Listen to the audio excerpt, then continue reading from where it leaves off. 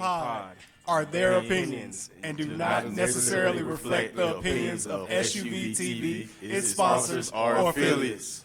We should remember that by now. So who want the smoke? Hey, listen. Who want it? Hey, man, this is the Love of the Game podcast.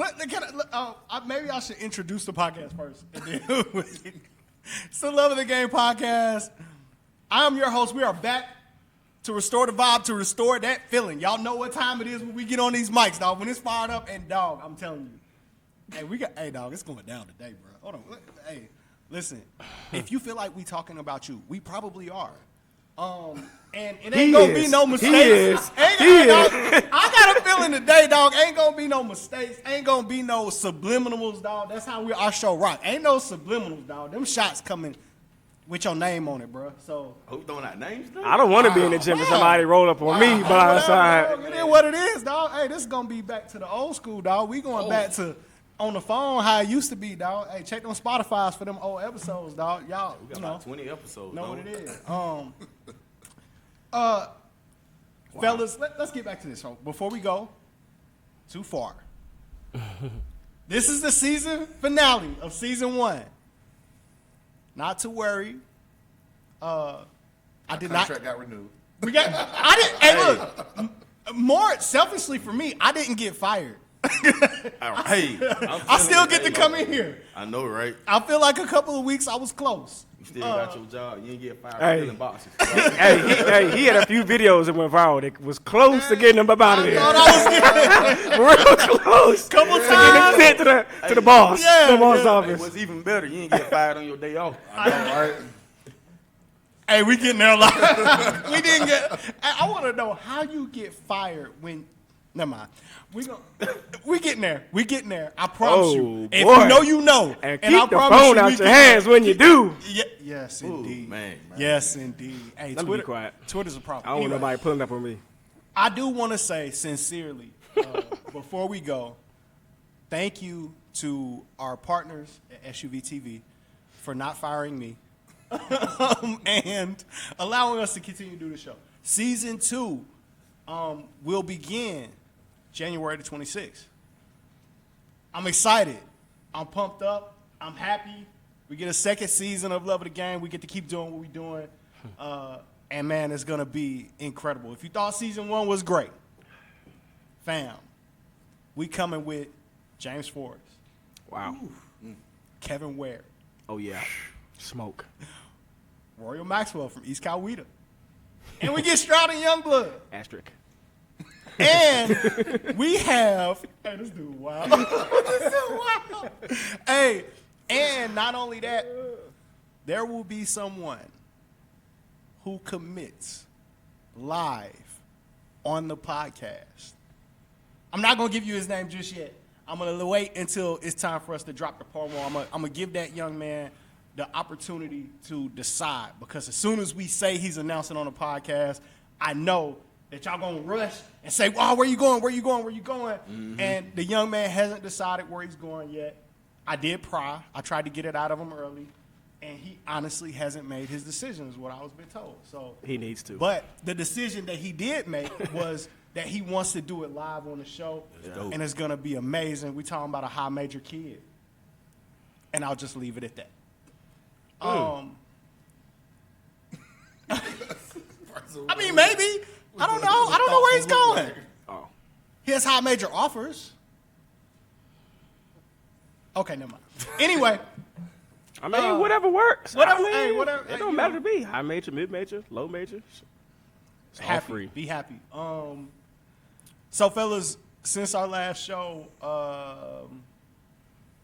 Christmas, New Year's. No, New Year's. Everybody have a good New Year's. Everybody cool. Did we walk into 2020 with a whole lot to be thankful for? I know. Hey, man, move forward, man. Don't even look back, man. Move forward. Let's just go move forward. I feel like there's shots there. I feel like there was a ton of shots. I feel like Hoover got a little subliminal going on. I missed that. That was a great message I got in church this morning. Move forward. Move forward. That will, I missed that. If you're looking backwards, you're liable to run into something. That's why your feet face forward, though. That's true. We're gonna get into that. But anyway, I do want to thank all the listeners for Love of the Game. And I'm being serious and sincere for 1 second, right? I want to thank all the listeners. I can't even say fans of Love of the Game podcast because I feel like it's family. Like this is, man, like this come a long way from us talking into the air on the telephone. Long way. Like them first couple episodes On the car ride home, trying to hop ride up. home. Yeah, man, guys. Ordering McDonald's. Yeah. Facts. People in the drive-thru can't mute the phone and stuff. Facts. We had interviews with guys in the grocery store. Like we done. Hey, This done came a long way. Said, can I get a number 1 super side? Hey, man. Don't have them problems no more, right? Not at all, man. And if not for our listeners, none of this would never be possible. Like all the great news that we having for season 2, the incredible plans that we have for the Final Four. Like we about to set this thing off, bro. Like, but it's all because of you guys. If not for you guys, none of this would be possible. And I'm sincerely grateful and thankful for that. Also, want to thank everybody that's been a guest on the show. Like, we have absolutely nothing to offer you. Like, CY came, and I have nothing to give CY, right? Like, same thing with, Mario, Dez, Rico Dawson, Corey, like Amir. 100%. Yashir. Ooh, we had some. Sean came on. Man, we Mark had some. came, but I'm disappointed in Mark. Ooh, Yeah. Ooh, so you telling me it was duck season? Yo! Did he duck? Did Mark come on Did and he duck the duck? smoke on the show? Did he I duck? think he did. Oh! I think Hey, he look. did. Look, Mark. Duck we see on season. Twitter. Play that song again? Hey, The more it was I see on Twitter. Can we not what focus I in saw on him? the podcast. Hey, Mark. Focus it on lock. Focus right it on now. lock. It Focus is on what lock. it is. Hey. What I see on Twitter is not what I saw on the podcast. And that's what we wanted. I saw the glass. This might be better than the season Like, finale of Power, right? That's what we want. Hey, Mark, we want you to come on the show and get busy. Come back, get busy. But I do people want to get thank two Mark chances? because Mark has done the show. Mark came on and showed love to the show when we was just audio. facts. Yeah, he did. When there was no SUVtv involved. So Yep, did he Swain, so did Rob Allen, Tribby. Damon, Tribby, like guys. Who was the Douglas coach? Byrd. Who was the coach from the D2 school in Florida? Brian Bennett. Brian Benner. Yeah. Yeah. And gave us great content, Yeah. man. Those guys came on and showed us love, gave us great content. And again, we've never had anything to offer them, man. For those who don't understand, man, this is a labor of love, man. SUVtv is showing us love, and it's a labor of love. Like, I mean, I ain't got bread like that to me, especially giving those guys anything, man. So I definitely appreciate everybody that's ever been on the show. And every listener that's ever watched. So if it's your first time, man, welcome to the family, man. You family now. I'm going to fix your plate one time. That's all you're going to get. After that, man, you got to go in the refrigerator and get that, dog. Like, you got to eat on your own after that. But, fellas, we got a lot of basketball to talk about this week. But first, to my left. And this might be the quickest that I've got to this point. It's only 10 minutes in, bro. We rolling right now. Hey man, it's I good just timing. think you need to just announce us, bro. We got too much time. Yeah, we got Okay, too let's much, go. too much. To my left. 805 Pride's own. My brother from Ben Hill. Ben Real. 3 NBA players on the same team at the same time. I was there. When we talk about who want to smoke, y'all was smoke jumping. Y'all was smoke averting. Y'all was doing everything to run from that smoke because y'all was coming for y'all head. And you're going to see why here in a minute. The head coach of Holy Innocents Episcopal School. You know how many times I said that right during Big South Shootout? You said it right a lot. A lot. I fell over it a couple times, but I said it right a lot. Yeah. I feel like I'm shooting a good percentage. Coach Huff, what it do, bro? Hey, let's get this thing going. Season 1 finale. Shots already been fired to my left. Oh, man, it's way more. That's light compared to where we go. Agreed. Mark didn't. He did what we thought he was going to do. We all agreed on it. We wanted Wild Boy Mark. We want Wild Boy Mark. His tweets be going in. Though. Hey, Mark listened to the show, so I know he coming His back with some tweets, his heat. tweets really go in. Like, Hard. So that's why I Mark- expected it on the show. His But tweets go I hard. like Mark because not only does the tweets go hard, it's honest. I like when he honest. give us the throwback pics from up north, wherever yeah, he he- from. Hey, the picture that he had with Biggie. Yeah. That was Like dope. Mark got pictures That was with. real Hey, dope. He be dropping some nice little throwbacks. yeah, Yeah, for sure. We got to You do know that what's again. funny though? I became a fan of Mark when he was with N1. I was a big hot sauce guy, so when N1 Street Ball came Yeah. on TV, and I remember seeing Mark showing him how to do all those moves and stuff like that, but he still didn't bring that smoke though. I just like Mark because Mark will talk crazy about somebody who normally don't get crazy Yeah. talked to. Like, and I appreciate that. Like, when you talk crazy to somebody who got a whole bunch of yes men, I appreciate that. To my right, let me Creekside assistant coach first. Let me say that first, because I feel like What? okay. I'm just a little congested. That's why I heard you. Creekside assistant coach. That's why I got this tea. Like I'm staying out of that, bro. Y'all, I've been I've been waiting for I that ain't never already. seen you with Starbucks. I was waiting. I'm like Huff. When we never seen Huff sick before, well now you know. I got There you It go. actually happened. Okay. kind of sort of. I got the flu You know shot. So why he's like, feeling well? just finish. We're not getting into that either. Yo, this dude is wild, bro. Oh, Like no. a wild boy. Like Christmas. Creekside assistant coach. Mm-hmm. One of the hottest AAU coaches on the independent platform this summer. See, here I go. The man, $1 million worth of scholarships hit his hand. Goes all the way back to coaching high-level AAU in middle school. If you coach against him in middle school, it's over. He drops you with 40 ball. Like, I'm gonna it's start over. dropping my throwback picks too. You got some interesting throwback picks to be, I'ma if change- we want to be Oh, I'm completely honest. I'm gonna change the game. I'm just waiting for him. I'm just waiting. Yeah. I'm gonna change the game with them throwback picks. I'm just waiting for the right time. Georgia Canes head coach, 17U. B. Will, what's good, bro? Man, chilling. Just glad to be here. We good? Everybody straight? Yeah. Hey man. Oh, Okay, cool. You kids. out in these streets? Bryce is kind of. Huh? Bryce making People moves coming out to here. you at Oh, parties and that's what I stuff like say. that? Oh, not aside from that. But kids, listen. I only check my DMs if it's from specific gender, women, to be exact. Like, Oh, now we getting to it. Okay. Oh, you podcasting now, dog. Here's the Hey, thing. let's go. Let's talk not even about women, it. but like, not even that. Not even that. Let Not it even fly, that. dog. Okay, so if I post a tryout date or whatever it is, like, it's gonna take me a while to check your DMs. Like, I can't keep up with all that. So, never mind. I digress. Just keep.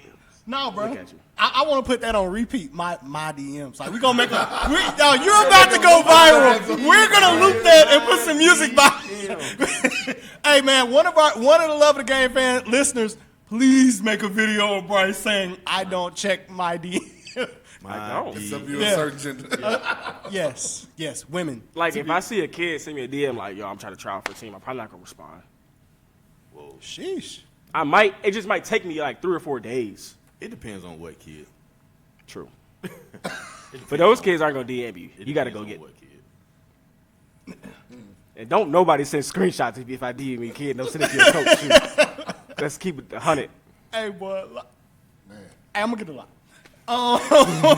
To my far left. Hey, this is getting wild.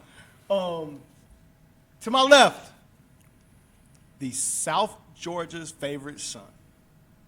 The South Georgia evangelist, the South Georgia apologist. Also, owner-operator of the best freshman camp in the country. Owner-operator of Locksway Hoops. Dante Matlock, what's good, bro? Yo, Lots way is the only way, man. Feels good to be back. It does, don't it? I felt like that 1 week off felt like a month. It, And so much stuff So much happened. it stuff- felt like a stuff long happened. time. We got a lot of stuff to cover. Like, Most definitely. TLC happened, like, Big South Shootout happened. Like, it was, people got fired. Like, it's a got lot of fired. stuff. People got hired. People got fired. Like, it's crazy. It's wild. Hey. Hey, man, I Twitter want was wild Thursday or Friday, whatever day that was. Yeah, that was love. I do want to say one thing before we get into the show, and we about to get to it. I see y'all in here in the live chat, man. Engage with us. Right now, if you are listening, like, subscribe, follow SUVtv on YouTube, and you can jump in the live chat. You can ask us questions live on the show. You can ask us to read stuff. You can throw in topics. Will I read your topic? Yup. Do we go strictly by our show plan or our rundown? Sometimes. But if you toss out something that's interesting and particularly flagrant, I'm going to read it because that's how I get down. So if you got smoke, man, tell me what it is. Slide in there already. Starting. Like, Sly be on one, bro. Sly say Mark got Twitter fingers only, bro. Hey, man. I don't know. Hey, Mark, that ain't me, bro. That ain't me, dog. I think Mark could come. I done seen Mark live in action at games, but Who want the smoke? Hey, they He questioning got you, Twitter Mark. fingers. They questioning you, Mark. Ooh-wee. But man, let's get to it. So, one of my favorite segments of our show is what I have affectionately called Doing Work. And it's where we get a chance to shout out guys, and this time girls, who have gone on to the next level and are producing at a high level at the next level, whatever that is. We've showed D2 doing works. We'll show D3, we'll show prep school, but we show love. D-League, whatever it is, overseas, if you're doing work at the next level and you a Georgia kid, we trying to show love to every Georgia kid and every Georgia school that's doing work at the next level. This is my favorite segment. I feel like we can't go into doing work if we don't start with UGA beating Memphis. Big win. That was a huge win. Great win. Big win. Great win.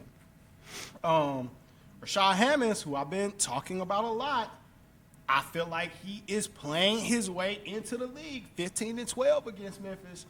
He had some nice moves in transition. Plenty of double-doubles this year for that kid. Like, Nice three. He had a big three, I think, too. He's an integral part of what UJ is trying to do as they move into the SEC's conference schedule, which turns around this week. This week. Kentucky. Yeah, Agreed. that ain't gonna be. Dude, They might be all right though, because it depends. I think Ashton got hurt, right? But I think he's coming back. I'm not sure. Yeah. I'm not sure. Yeah. My gonna be question tough, is, though. when it comes to this, do we think Rashad Hammonds should stay one more year, or should he come out? It depends on you got to test it. You got to gotta test the waters. water. The NBA does a great job of letting you see where you rank, so to speak. Yep. And then saying I'm either staying or I'm going back. He would. It wouldn't. I don't think it ever hurts. Well, I'm not gonna say that, but it wouldn't hurt him. I don't think if he stayed another year. But I think it depends on how they go throughout the season, and if they go to the big dance and stuff like that. And if he does well, then you can ride that. Like Chuma at Auburn, he played really well in the tournament last year. He rode that, and he was out of there. So I think it depends 100%. on how they finish and how they play. You know what I mean? I agree. He's definitely a kid that I think people should be looking at. I mean, Yeah. legit. He's got a nice 6'8" or so. Like Yeah, the he's shooter nice can frame. put on the floor, good frame. Like I think he's somebody that they got didn't hit right away, but They got a good adjusted, 1-2 punch with him and Ant-Man. I agree, and I think a lot of times he gets overshadowed by Ant-Man. I mean, hell, anybody could get overshadowed by Ant-Man, but he's been solid and pretty consistent from what I've seen. You know, all year. I don't watch every Georgia game, but I try to check he's in been on the kid. He's consistent. been playing good. Auburn is undefeated, bro. 13-0.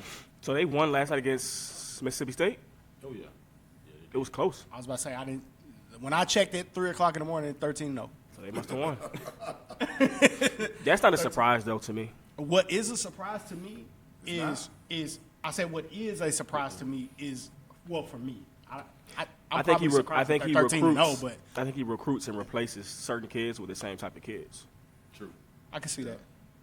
which is They play they defense, tough. bro. Yeah, they tough. They play defense, dog. Yeah. Like, Bruce Pearl ain't playing around. Nah. Isaac is shooting 57% from the field. Bro. I think and I'm gonna say I that think every he's out of week there. while that's happening. I think he's out of there. That's hard to do, bro. When you he's efficient, dog. Yeah.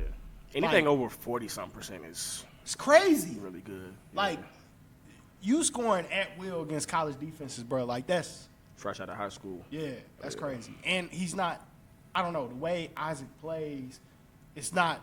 He doesn't look like your traditional scorer. He didn't in high school for sure. And like he getting what he want.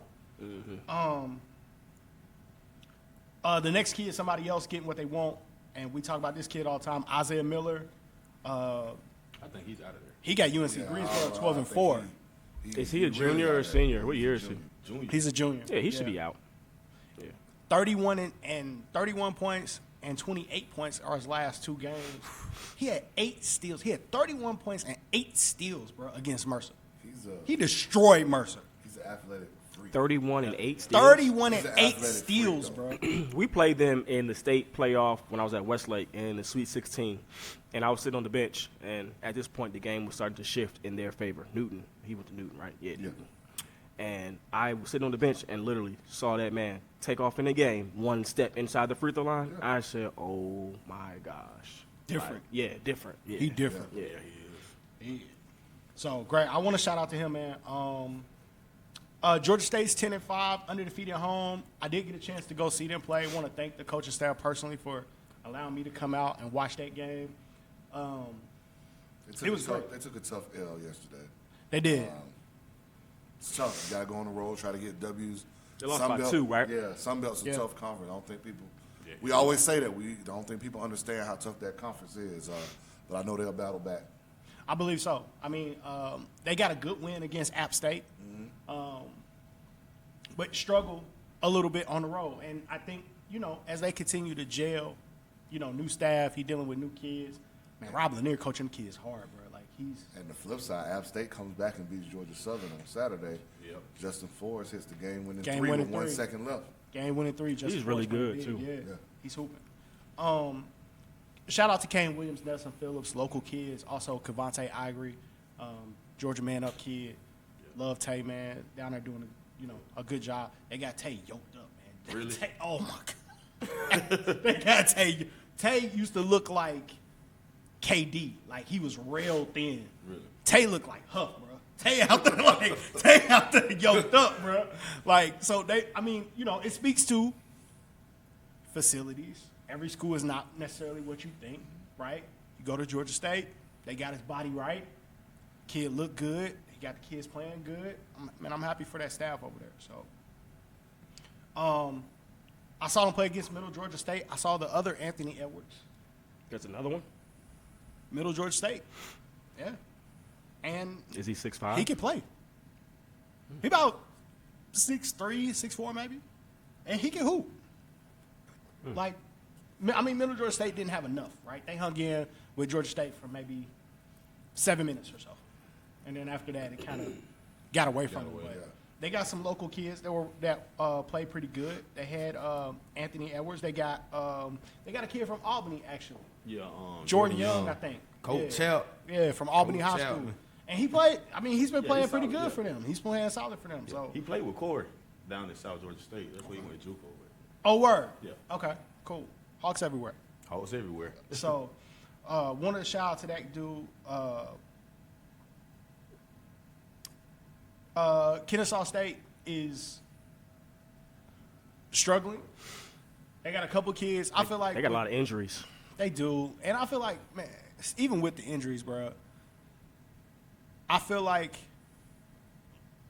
that staff is coaching better than they're playing from an effort standpoint. I feel like Terrell Burton is playing really, really hard. He got hurt yesterday, too. Terrell got hurt? Good grief. They just can't. They can't have a lot of catch break. injuries. Yeah. He had, I think he had a knee injury. I don't know what it is, but yeah, I saw that. That's tough. Can't catch a break. So, Yeah. I'll still be pulling for them. I'm in with Kennesaw State for the long haul. So I think they'll be good. It's going to take time. I mean, Got to build something. That's yeah, the you got to process. build it. And it's just, you got to think about when he took over, what he was taking over and where they were. Like, yeah, I mean, we never saw Kennesaw not- State into the gym until till this 2019. until 2019, 100%. So- And April, May when they got hired, which was late in the game. So yeah, Before you move on, got to go to Jordan Lyons. Oh, that's a good one. yeah. First, That is VMI, 10 threes. Good grief. I think it's the second time he's done that. This year or No, this it's his career. Yeah. Yeah. He had 40 last Yeah, I year. think he did it last year. So he's the first college player at Furman to drop 2 40-point games since 1956. Good grief. So he's a senior, right? Should be. Yeah, he's a senior. He's a senior. Yeah. Like, man, Georgia kids are prepared to play. And then maybe that's another discussion that we're going to have at some point of the fact that Georgia kids are – not only do we have a high percentage, I think we are only below Maryland when it comes to percentage of players that get Division I Yeah. offers Yeah. in the country. We're like third. So Yeah. not only is the percentage of players so high that get Division I offers, we got a lot of guys that's prepared and ready to play when they get there because they produce at the next level right away. And so many kids that we could name, TJ Bickerstaff and those guys that are still producing. And like, I mean, we could make a whole show of shouting out kids that are playing well at the next level. Dalton State 13-1. Don't want to forget about you. They got those guys rolling over there in North Georgia. So appreciate you guys doing what you do. Kobe Simmons is killing in the G League. He is. Your kid just Is had a he's 30-point night. Yeah. He's still Other with the Cleveland affiliate? No, he went to Charlotte. Yeah. Charlotte. Yeah, he killing. We actually have a video of Jared Harper that I think is absolutely ridiculous. Or do we have it? Hold on. Well, I'll keep going until we get there.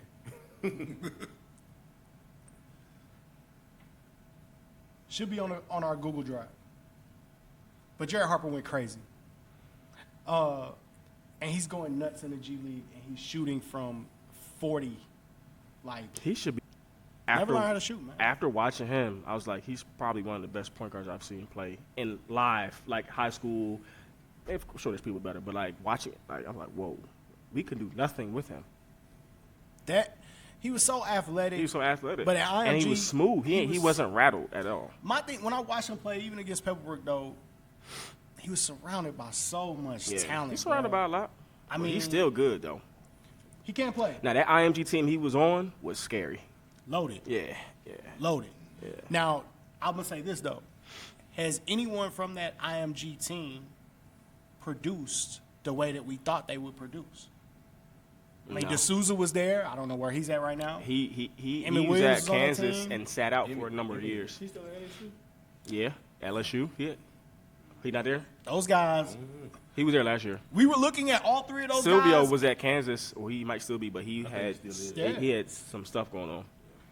I'm just saying, we were looking at all three of those guys as one-and-done kids. Yeah, especially Trayvon. Yeah.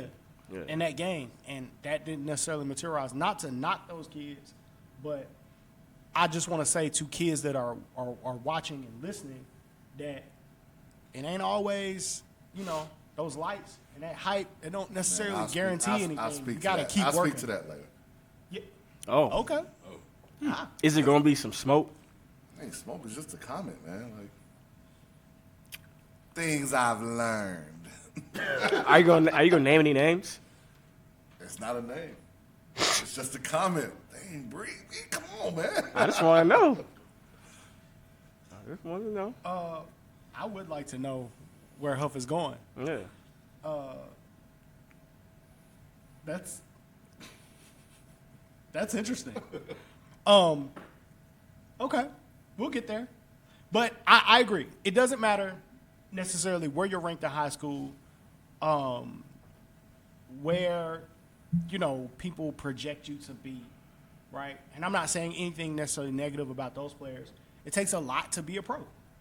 It takes a lot for all of that to come together. Your weaknesses also become Magnified. at a whole crazy level, and I think we knew that Trayvon Duval had some shooting woes, but it got magnified when he was at Duke, and then going into the pre-draft camps and all that stuff. It just,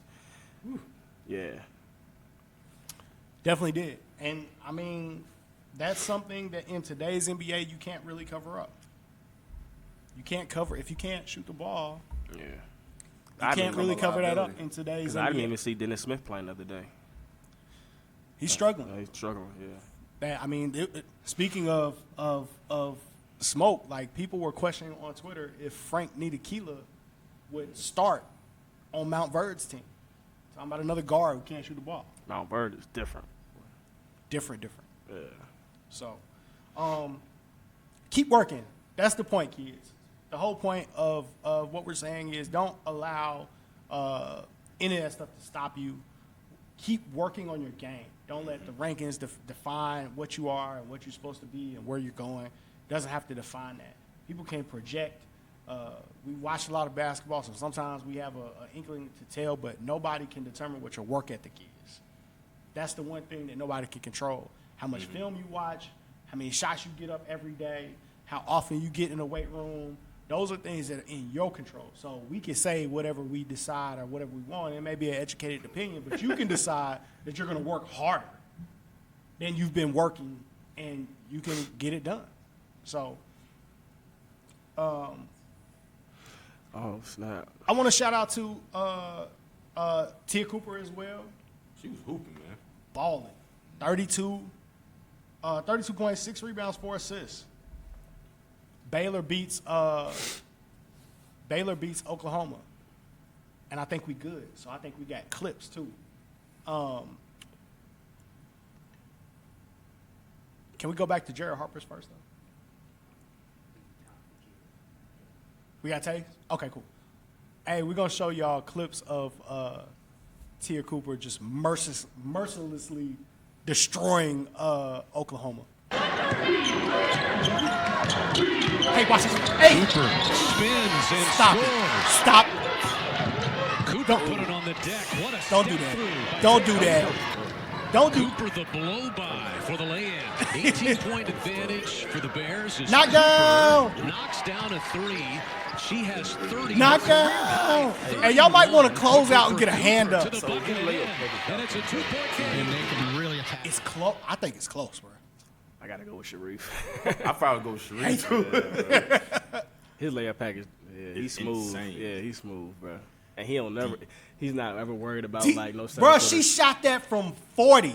I'm sure she taught him a little something though. Hey, that's crazy. That last three is like, y'all don't even supposed to be out here with me. Like, that last three was just disrespectful enough to let y'all know, like, that's what it is. I'm real. I'm out here. Yeah, I'm out here. Out here in these streets. That's what she was trying to say. Man, I thought that was great. So, we got Tia Cooper getting it done at the college level. We have young ladies at the high school level that really put on a show. They did. Big South shootout.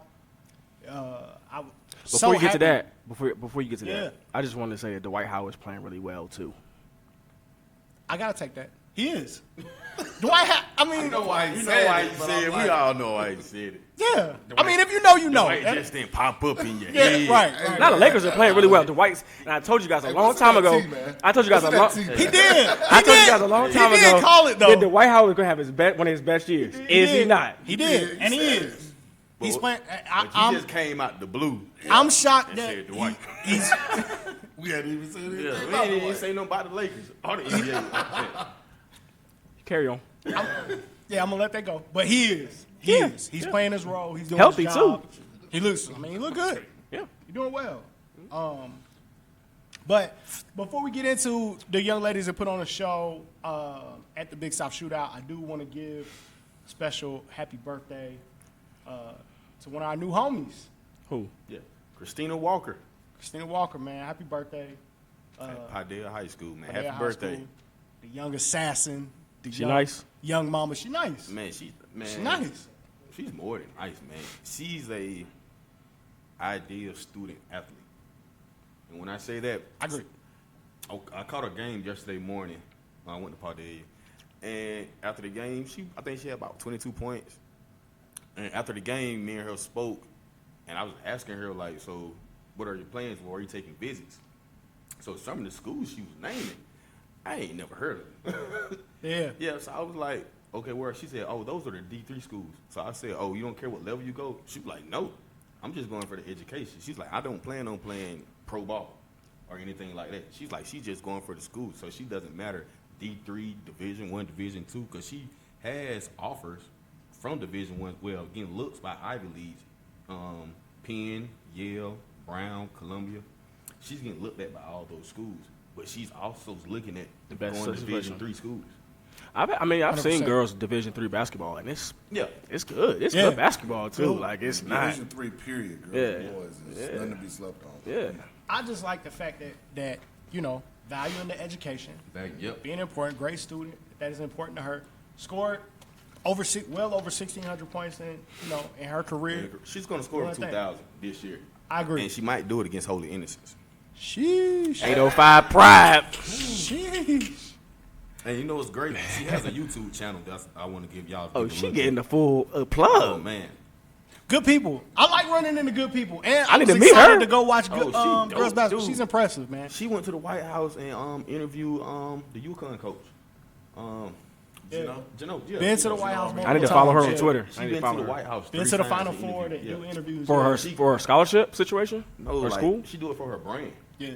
Her brand's Christ in a Girl. Hoops. Yeah. That's her YouTube station. Like, And this girl's in high school? this her business card. She handed me She's a this. singer. She's a singer. Yeah, she handed me this at the Big South shootout. And She I was ain't like, playing. Wait, I said, I don't even have no business card. Locks away. I agree with Locke, though. She is a very, she's on very impressive young lady. Like, Yeah. you can't help but to That's solid.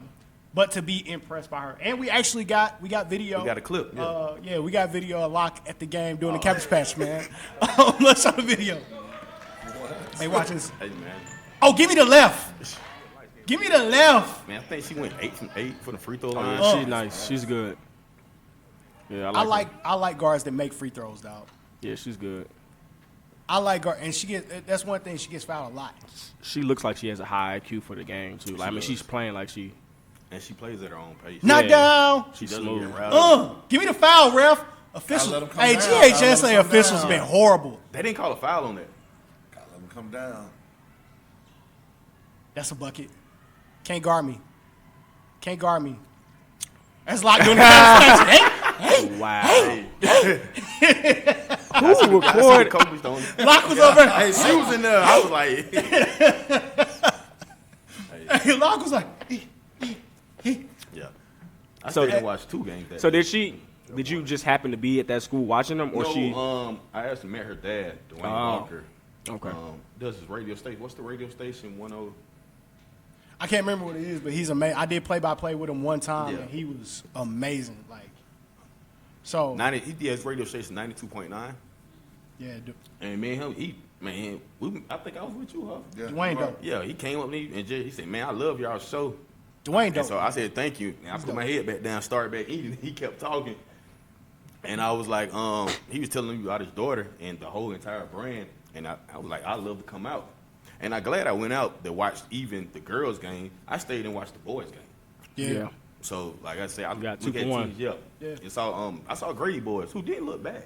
Great, Grady's solid. They And they straight. actually got 2 seniors. I didn't catch their names, but they got 2. They got a big joker, about 6'7". He need to be playing football, but he said he want to play basketball. So I think some JUCOs and D2 schools need to come and look at Grady High School and give them a look. But Christina has big boy game. Like 100%. she can play. Can Yeah. shoot it, can back. Can Yeah, play, yeah. I just like how she's, handling the whole situation. Very yeah. mature. So let's get into while we're talking about women's hoops, we can get into some of the girls' games that we saw at Holy Innocents during the Big South Shootout. We'll talk about the boys' games a little bit later in the show, but wanted to give the girls some shout-outs, man. Hoover is Hey man, Being crazy. best team I saw. Period. Like, Hoover girls is this crazy. year, bro. I never seen the team execute everything. Fam, I was sitting there with DeWine, with my son, and I was like, yo, if we execute 60% to the level that they execute, like they run a set, You're not gonna do that. screen you, work the ball around, don't You get what got they boys. want. Boys are not gonna do They're that. not going to do it, bro. That's why I asked for 60. Don't give me 100. Can I get half of what they get? Come on, man. That execute ain't gonna get no tweet. You probably had to spend the extra 2 or 3 hours of practice doing what they do. Time like. Bro, get when over they and don't over, get yeah. what they want, like good defenses take away what you want to get. You got to put a shot. If you want to beat Hoover girls, like you're gonna have to put a shot clock on them, bro. Like you're not beating them without a shot. I clock. don't think that's going to – they're Like- a well-tuned machine. Yeah. Offensively and defensively. They don't get what they want. They pulling that thing back out, and coach is calling another set, and they running that thing, dog. I think they first turnover was like with 1 minute and 30 seconds left in I the mean, second the second way quarter. they carved up Forest Park, who is Good team. one of the top girls teams Yeah. in the state, Yeah. with a top player in the nation, Yeah. USA basketball. It was like child's play. I was so, Hold on. I was so Forest impressed. Park is a. Okay, see, I don't know anything about girls basketball. It's one of the top programs Is in it? the Yeah. state. Yeah. Okay. And the girls we were talking about, Hoover girls out of Alabama. And I know who. I know that. Yeah. Yeah, they came down and did work. See, I need to get in. I need to check out some more girls. I was so impressed. There's another event that's happening in Douglas County, and I can't believe I can't remember the MLK name. Day. It's the J4 Sports MLK Classic. They play. They're playing Lovejoy now. I'm coming. I'm definitely going to see that game, bro. Like, for sure. Who's the girls team that played Holy Innocents at your event? Hoover. They're Second black. day? They're black. Yeah. They had a girl who was like 6'5", right? She was tall. Come on, Holy. Hey, that might Hamilton Heights. Hamilton Heights They had didn't a- play Holy Innocents. But hey, there's a tall girl that on Holy Innocence team that can Yeah. go. I saw a girl. She was like Julia 6'5", 6'6". Yo. Yeah, she's a junior, really good. Hey, she can go. Got a lot of offers from everywhere. I mean, we had a lot of. She Mount snatching Zion- down Mount rebounds Zion- and pushing Mount it, Zion bro. Jonesboro had the girl that's going to Jacksonville. She was Who dope. Yeah, she was Hey, good. that girl turned down an offer to St. John's to go to Jacksonville to be closer to home, and she an athlete. Yeah. Once she developed that offhand a That little left bit more, hand, yeah. Hey, bro. She gonna be off the chain. And then Baller. we had Wesleyan girls who has can't think of her first name, but last name is Carter. She's going to Georgia Tech. They played well in the event. We had Carrollton's girls who are always solid, who were in our event. I'm gonna tell you, I like Woodville Tompkins girls a lot. They didn't win the game, right? The game that I watched, they did not win. But what impressed me, and I went to go talk to the coach, the girls' coach after the game, was in a boys' game, they got jumped on early, right? They got down 20. I think they were playing Mount Zion. They got down 25, something like that, like early. It was out of hand. They fought their way all the way back into that game. In a boys' game, you see a lot of people lay down. Yeah. Them girls continue, and it wasn't like jacking their way back in. Like, they continued to execute on defense, move the ball, taking the right shots. Like, they worked their way back into that game and made a game out of it. I think they, all of that energy trying to get back into the game, Mount Zion pulled away from them again. But I was impressed by them, and they playing like 4 freshmen. So I was really impressed, man. That Woodville Tompkins girls really impressed me, man. So we're not going to talk about Hamilton Heights girls putting up 100 points. Yeah, they did. I was just about to say that. We're not going to talk about that. When Hamilton Heights rolled out on a girls team, what is that girl? 6'5", 6'6"? Yeah. And she wasn't the only one. I was like, I got like 2 or 3. They had I 3. didn't even think she was the best player on their team. She wasn't. The one that plays almost like a guard, like a wing, Yeah. the one that's like 6'3", 6'4", hey, she's cold. Like, And the crazy part is North Augusta was giving them a game at the beginning. And then sometimes talent and Hamilton Heights. size just Yeah. Hamilton Heights has a gear that other teams just can't get to, Yeah. and they decided to hit that switch. did. And it ain't nothing, like, what can you do? When they got the Twin Towers in there on, Yeah. they look like Green Forest on the girls' side. Like, what you gonna do? They pulling footers off the bench, bro. Like, what you gonna do? Like, Nah, theirs ain't come off the hey boat. man, if we don't get Hamilton Heights versus Hoover, dog, what are we doing? But see, there's a scheduling. Yeah, that's gonna be tougher to do. That goes Oh, back man, to something. please. What I learned when we talk about scheduling, we ducking. Hey, man, you got to I'm know who can play who. I gotta go pray to Right. basketball. I gotta go pray to Well, basketball Jesus, man. Hook us If up, that's bro. the case, you shouldn't put Morgan sh- County versus South Cobb. Oh my God. Oh my God. Hey, Morgan Can we talk County. about that soon? Morgan County, I felt so bad for you, dog. I just went to the other gym, bro. I felt bad for you. Morgan County don't deserve that, man. Y'all didn't have to, But, I mean, what? Nothing they can do. What's they going to do? Like, they're not.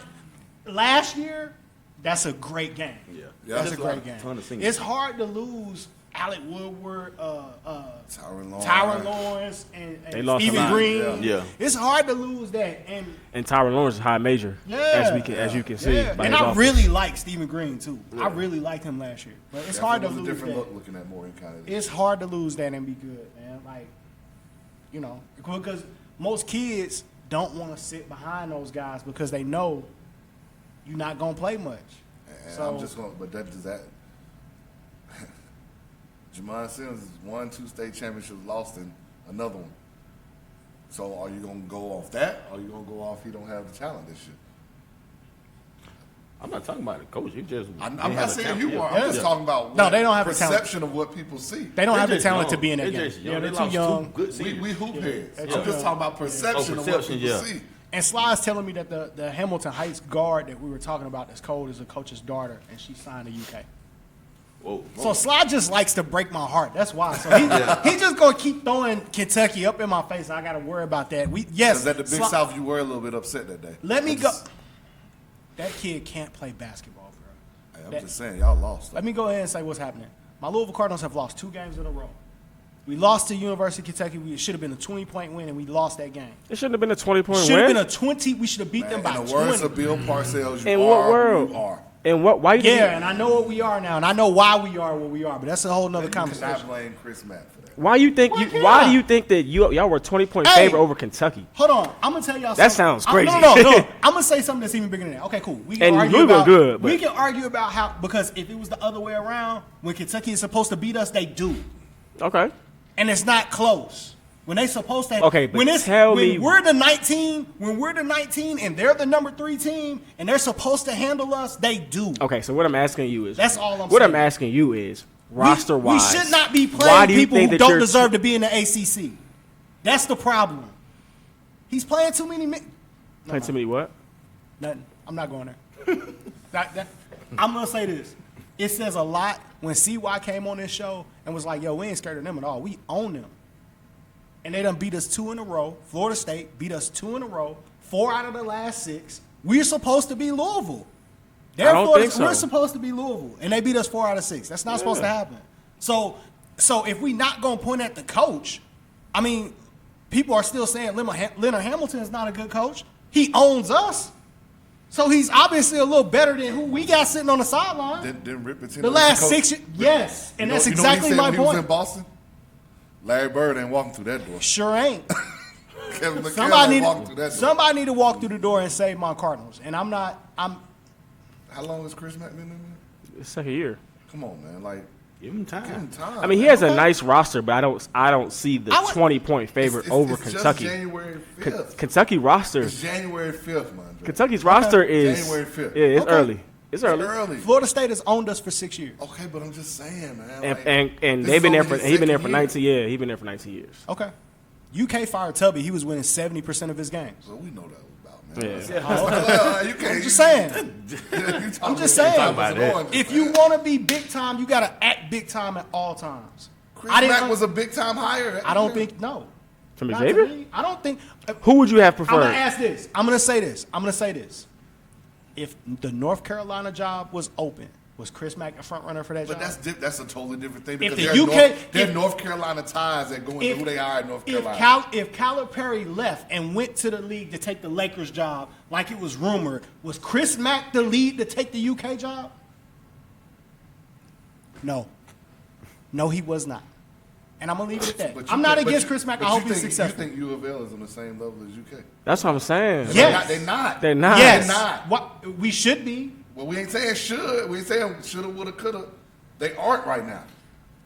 I mean, I think it's this is facts. actually. I think this is Hey, actually a lower level. Hey, man, Anthony Johnson says that Florida State's roster is better than U of L's roster. That's what I'm saying. And so That's what I'm all saying, the their credit that rosters are Chris better. Mack, so all the credit that Chris Mack has gotten is because of the roster. It ain't because of nobody we beat. No, his roster is pretty good, but it's not as good as Florida State's. It's not as good as Kentucky's. He's only been one real Recruiter class. Okay, yeah. so how many more years do I got? Yeah, we gonna throw Mondre on live. Now, I here. just want to win. We gonna throw bro. Mondre on live here this year. I just want to win, bro. That's all I'm saying. I just want to win. And I didn't understand. My issue with Chris Mack is not necessarily Chris Mack. I thought he was a decent coach, right? I feel like when you're at a blue blood school. So who would you have hired? Which- Let's be honest. You want to put on tape? Who would you have hired? Who was a better hire out there?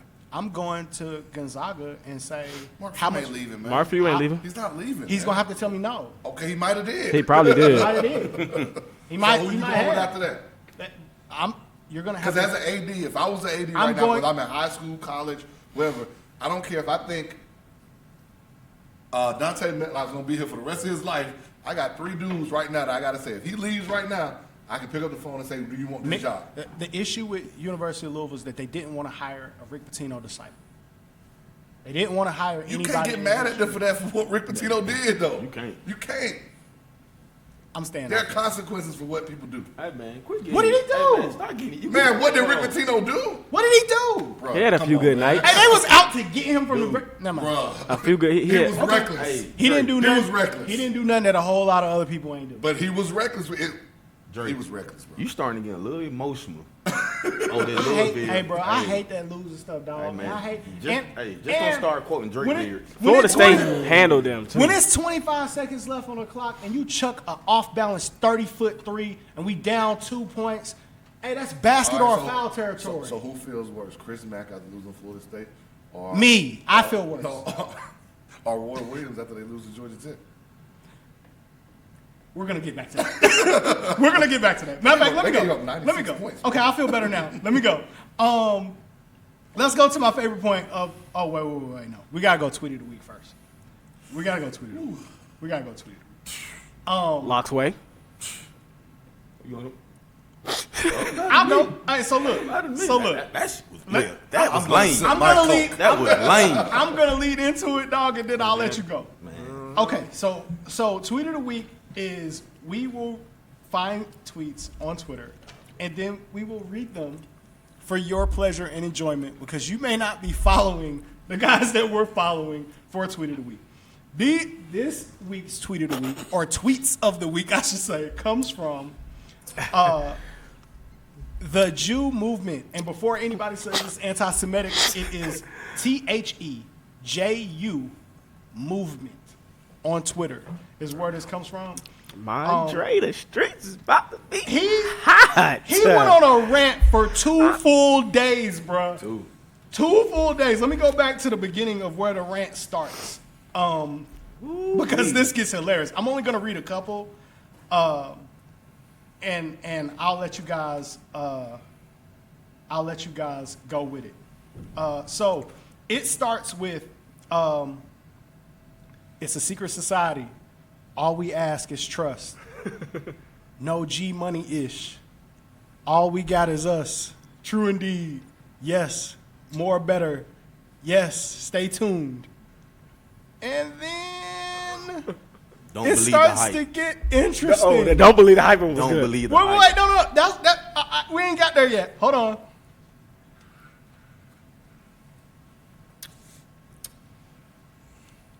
Oh, this is the good one right here.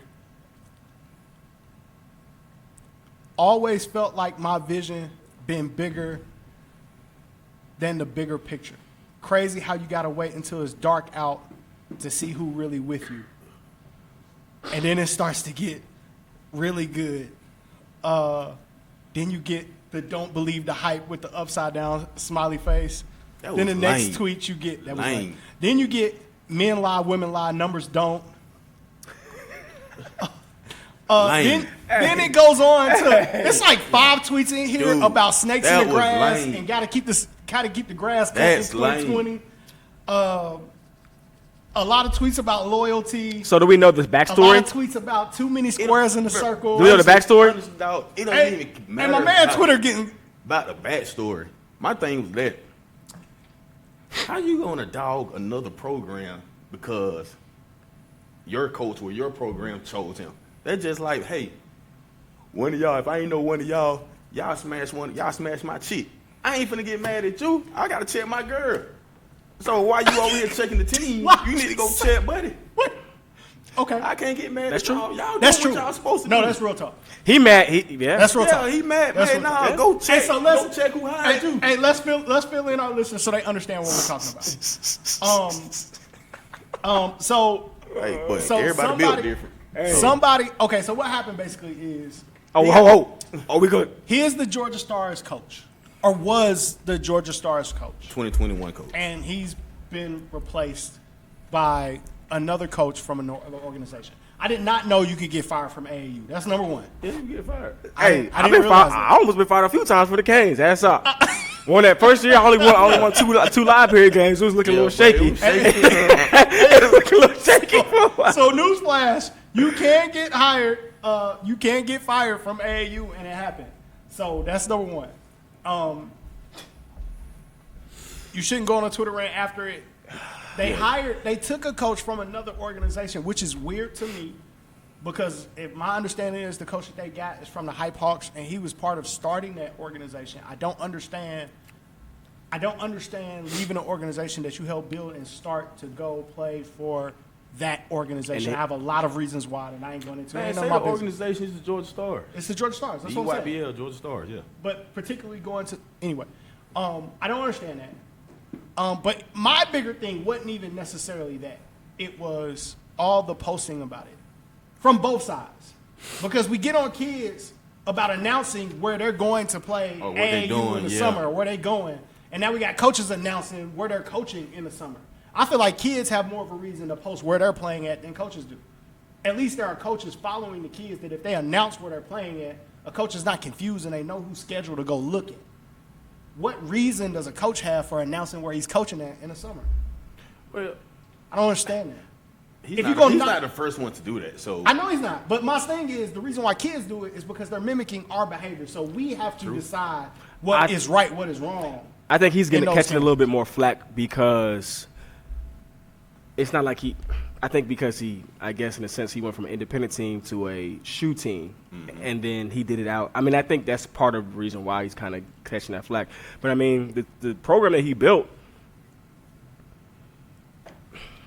it was a good program, yeah. Like it was, one of the best independent. So I mean, sometimes you make a move that you feel like is best for you. Maybe that move might help him get to wherever he's trying to go. We don't know. Yeah, but man, you can't be getting on the other program. Like, yeah, everybody in this grind. I feel like we all in this grind together. Yeah, especially as black men. My thing is to me, I don't understand the surprise and shock of it. We all seen what went down with Chris Williams in that organization with the Stars before. Like, man, come on. We saw how messy and ugly that was with Chris, and that ain't none of my business either. But, I mean, we saw that. So you kind of got, to expect that maybe that could happen. And for whatever reason they decided to make a change, right or wrong. I feel you, but. Hey, man. Only thing I say, don't never come to me and say I overhyped the player. So that's probably why you got fired. Saying I overhyped Kowalski. Hey. And cutting man Cleveland. Now you're talking my language. No. You don't disrespect me saying I overhyped the guy. Way back in the day, way back in the day, too. There were some kids that a lot of people were. Yeah. Y'all know more about this than me, bro. Go ahead. I said my piece. Oh, I said what I had to say. I gotta say. Oh. Don't never. I just know. I know with some kids a long time ago that some coaches wanted, and they ended up getting them, just like Hype Hawks ended up getting them for whatever reason. But never mind. Hey man, it's a dirty game out here in these AAU streets, man. It's tough. I always pay attention. I watch who recruits well versus who develops well. And when it comes to you want trust, you want loyalty, then you got to look at who recruits well versus who develops well. What I will say, I have watched numerous EYBL games, and it is not a joke. Ain't no games over there. It's not. Ain't no games over there. Like, I say that. That's true. It's different. Yeah. The level of athleticism, the level. Like, even independent games are no joke. Yeah, 100%. An EYBL game, let alone Peach Jam. It's another level.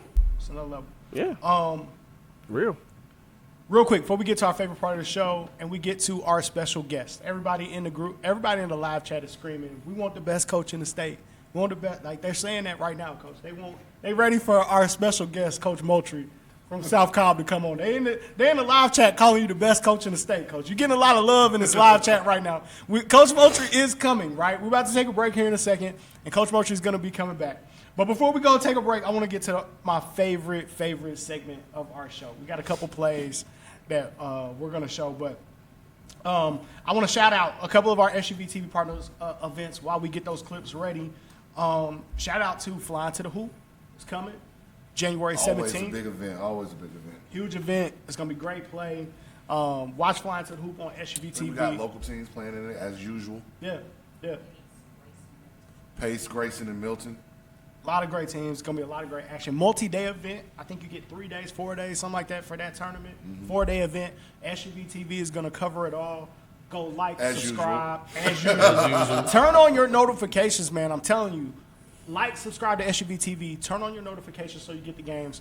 Go to thesuvtv.com. You can check the site there. That's where you can watch live or on demand. Also, you got the app that you can install, Roku, Fire Stick. I use it all the time. It works great. So you can watch the games on your TV, man. Get your popcorn ready. Also, big matchup. You got Heritage versus Evans coming up on Tuesday. That's a huge matchup. Two of the best backcourts in the country. Well, in the state, for sure. Yeah. In the state. I won't go that far. Let me not. Heritage, that's R.J. Nord and James White. James White. Versus Christian Chambers and Joston Missy. Where's that game from at? Evans. Yeah, it's in Heritage. And Heritage. Out in Conyers. And Heritage. Yeah, I'm that making is that going trip. to be a Is that gonna be knockdown streamed? drag-out. Nah, I'm gonna make that trip. Yeah, that's two.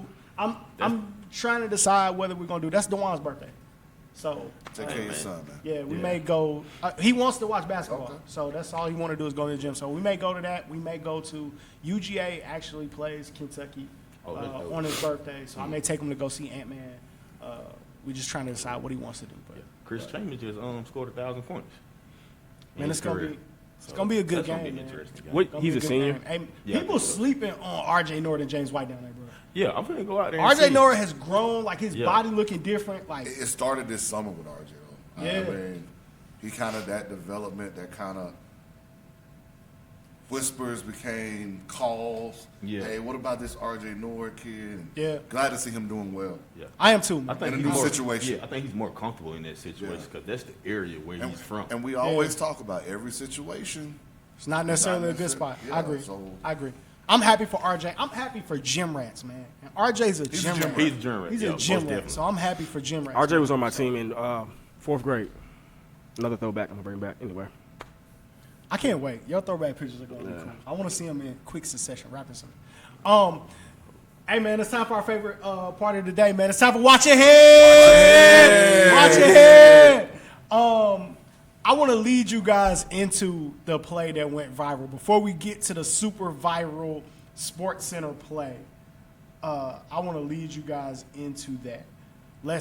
I want to start with a kid, Huff, that may be familiar to you. I don't know if I'm making anybody sweat back here, but let's see if we got all of our videos queued up. We should have Kaiser Gates. And I wanted you to see a video of a kid that was called the Shooter in high school. Yeah. And now he's doing this. So I say, kids, keep working. Let's cue up this Kaiser Gates video. That foul basically on his chest. Oh, you go. Ooh! Yes, sir, Kaiser. Beats his the man head, on the man. baseline. Boy! Hey! He like a grown man, too, You've boy. said many times. Hey, that kid was the shooter in high school, bruh. You better stop playing. That foul That was tough. Hey, bruh, baseline. Don't jump. Hey, you see Buddy make that Buddy business said, decision? I got to make a business. Hey, he made a business not decision. be a post. How about the help side? I'm straight. I'm straight. Hey, Buddy was like, I got help. Oh, no. Hey, bruh. That's Much a dope love, play. Kaiser. Good job, bro. Hey, man. But hey, we talked about Georgia Tech beating North Carolina. Evan Cole. Evan Cole for Georgia Watch Your Head, bro. Let's go. Backdoor. Then he got a little look at him. He's, Hey. Hold on. Hey, You know he- he dunked on a Georgia kid? Who done? That was Christian Keelan. Oh, it is. Hey, he tweeted. Hey, and then he tweeted, "It's a cold world." Oh, world. Hey, Oh, when man. I saw Christian. that play, I felt like dude from Coming to America. Indy Base. And see, here's something that a lot of people don't Yeah, know. that was See, tough. Evan Cole was supposed to go to UNCW, I remember that. and his recruitment kind of took off when Ashton got to Georgia Tech, and they got in with him. He actually played for the Atlanta All-Stars, Yeah. independent team. You don't have to play for a shoe team. That's all I'm telling you. Man. South Forsyth High School, I think, if I'm not mistaken. Better stop playing with bro. You better stop playing with bro. And He always had bunnies, though. And I feel bad for Brandon Robinson because he got caught. He was the one that got caught in no man's land on that back cut. And Hey, either you're helping gotta or see you're it. not, big Gotta dog. see your man Gotta the ball. see it. Gotta see it. But now let's talk about the clip that went viral. And I love the fans for this. Because if you listen to the audio that came with this, they put old school wrestling commentating over top of the play, bro. Really? They put Jerry Lawler I gotta see and, this. and my I man gotta see over I gotta top see of this. the play. The audio for this is bananas, man. Let's go to Watch Your Head, bro. Oh my God. Hey, bro. Dumb. Oh, my. He blessed. He got blessed. So the discussion was, should they have played a zone or they should have been a man right there? But my thing is That's a coach's play. What do you but if you watch the clip closely, the boy who got dunked on, his back is to the kid. He didn't see ball or man. Basket. I mean, like You cannot stick your head up underneath the basket, bro. somebody those should be guys telling him here like, from turn toward- yeah, they all turn to the basket. I'm gonna get. I mean, who not gonna get dunked on? Come on now. That made me make the ugly face, bro. Like you just. They on saw your- that You too. make that Kevin Garnett face when they walking down the court. The dude throwing the ball up was probably like, look at these fools. Look at these fools. About to throw the ball up right now.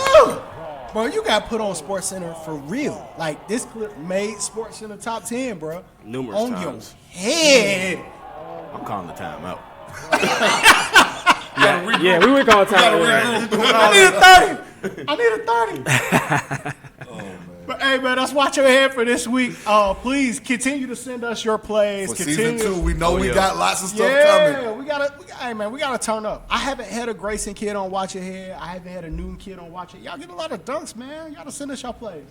But I appreciate everybody that does send us plays, man. I got a couple of freshman plays that got sent. That's close. Didn't put them in. Y'all ain't quite got that. But I got a freshman caught a two-handed dunk on somebody's neck. Another one. That's the second one I got. That was a freshman. Pretty close, man. But now the time that you've been waiting for. We're gonna go to a quick commercial break. Give us 60 seconds, and we bring in back the coach that you've been waiting to hear from. We bring in on South Cobb head coach, Coach Greg Moultrie on the show, man. Give us 60 seconds. We'll be right back. It's the Love the Game podcast. We'll be right back. Stay tuned.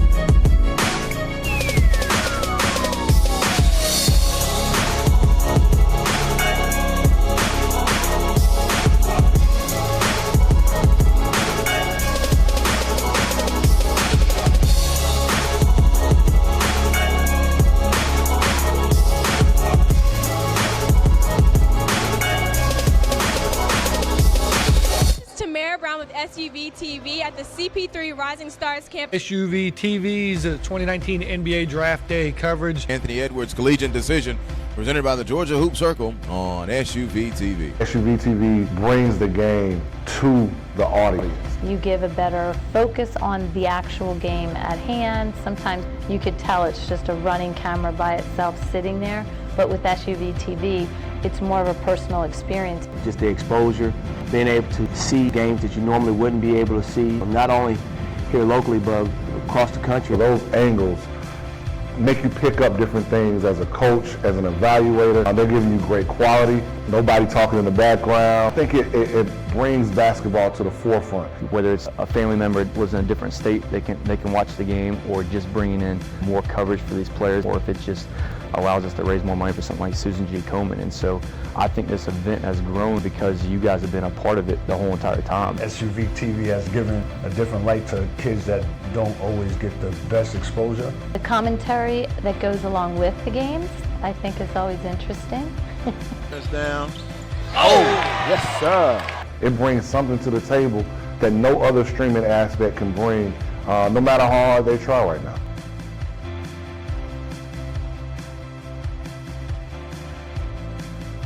Game time, Avian Williamson at the buzzer. That is how you get the Peachtree Corners Invitational started. And that will do it. Thanks for joining us.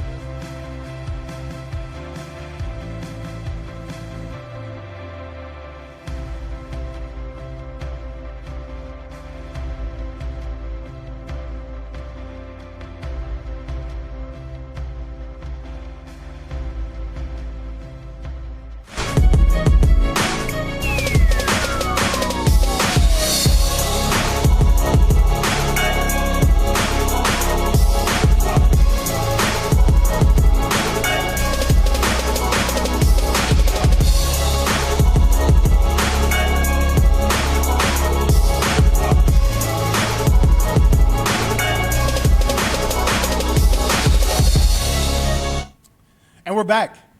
It's the Love of the Game podcast. I've officially calmed down. I went and I had me something to drink. I'm breathing. My Louisville Cardinals may be okay. I'm going to get through it. What I meant to say was, I forgot. You just reminded me. I'm upset. Maryland's still doing well. Anyway. Yeah, that's sorry. Speaking of Maryland. Everybody else is doing well. Speaking of Maryland. Speaking of Maryland's, Coach Moultrie came bearing gifts. Bearing gifts. So for season 2, from the if city. you're on the show, we would love for you to come bearing gifts. Listen, look, best chicken in the South. I'm just gonna keep it real. I'm a fat boy, dog. This is the way to keep. Like, you want to get on the show. If you ain't brought me nothing to eat, like the likelihood of, man, come on, hey, look, bribe me, like Bryce be saying, gas me, bribe me, give me food, gas me. But no, man, this been a long time coming, Coach. Been a long time coming. Been wanting you on. Been following your team. Talking about the work that you do, not only on the court, but in that community where your school and your team are so important to that whole community.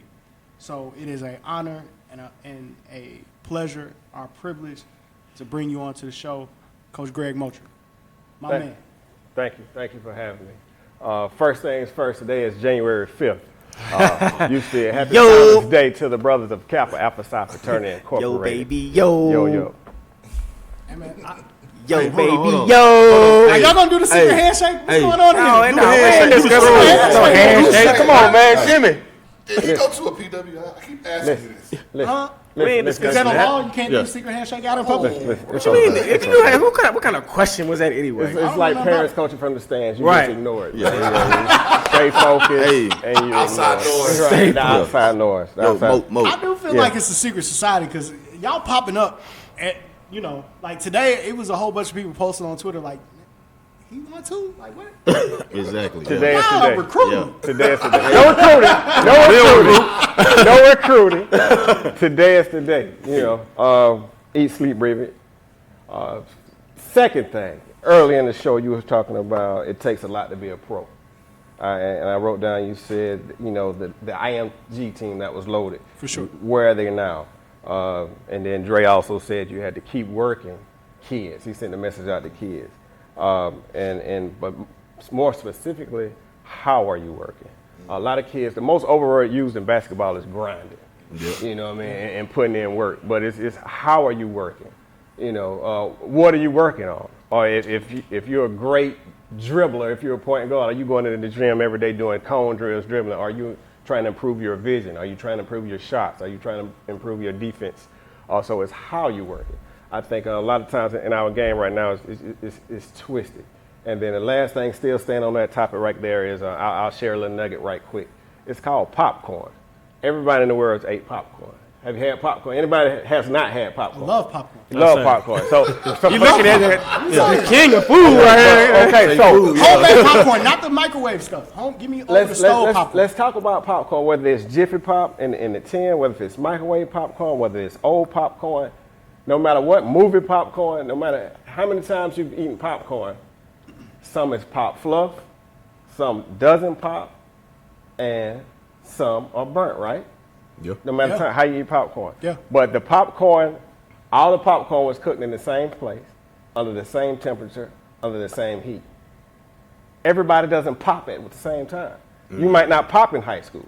You might have to pop when you're sophomore, junior year in college. You might pop in junior college. Everybody wants to pop now and be nice, fluffy, and buttery. But it's not your time to pop. And then some people under that same pressure, they get burned out. Yep. So they don't pop it off. Some people don't pop it off. Facts. But everybody wants to shine. That's a nugget y'all can keep it. You got to have the popcorn effect. So that's the thing. You got to treat it like popcorn. When it's your time to pop, You a pop. That's true. If it's your turn to burn, you'll burn out. You know what I'm saying? If you might only pop a little bit. Somebody might just have their sensation in high school and not make it to the college level because they only popped a little bit. Somebody might be nice and buttery. That's a D1 pop. He fully popped. Some people might burn out, not even make it to the college level. Talk that talk, Mo. It's when and how you pop. Stop trying to just be right now. And everybody, microwave popcorn not good all the time. So stay at that. You're not going to pop just like that.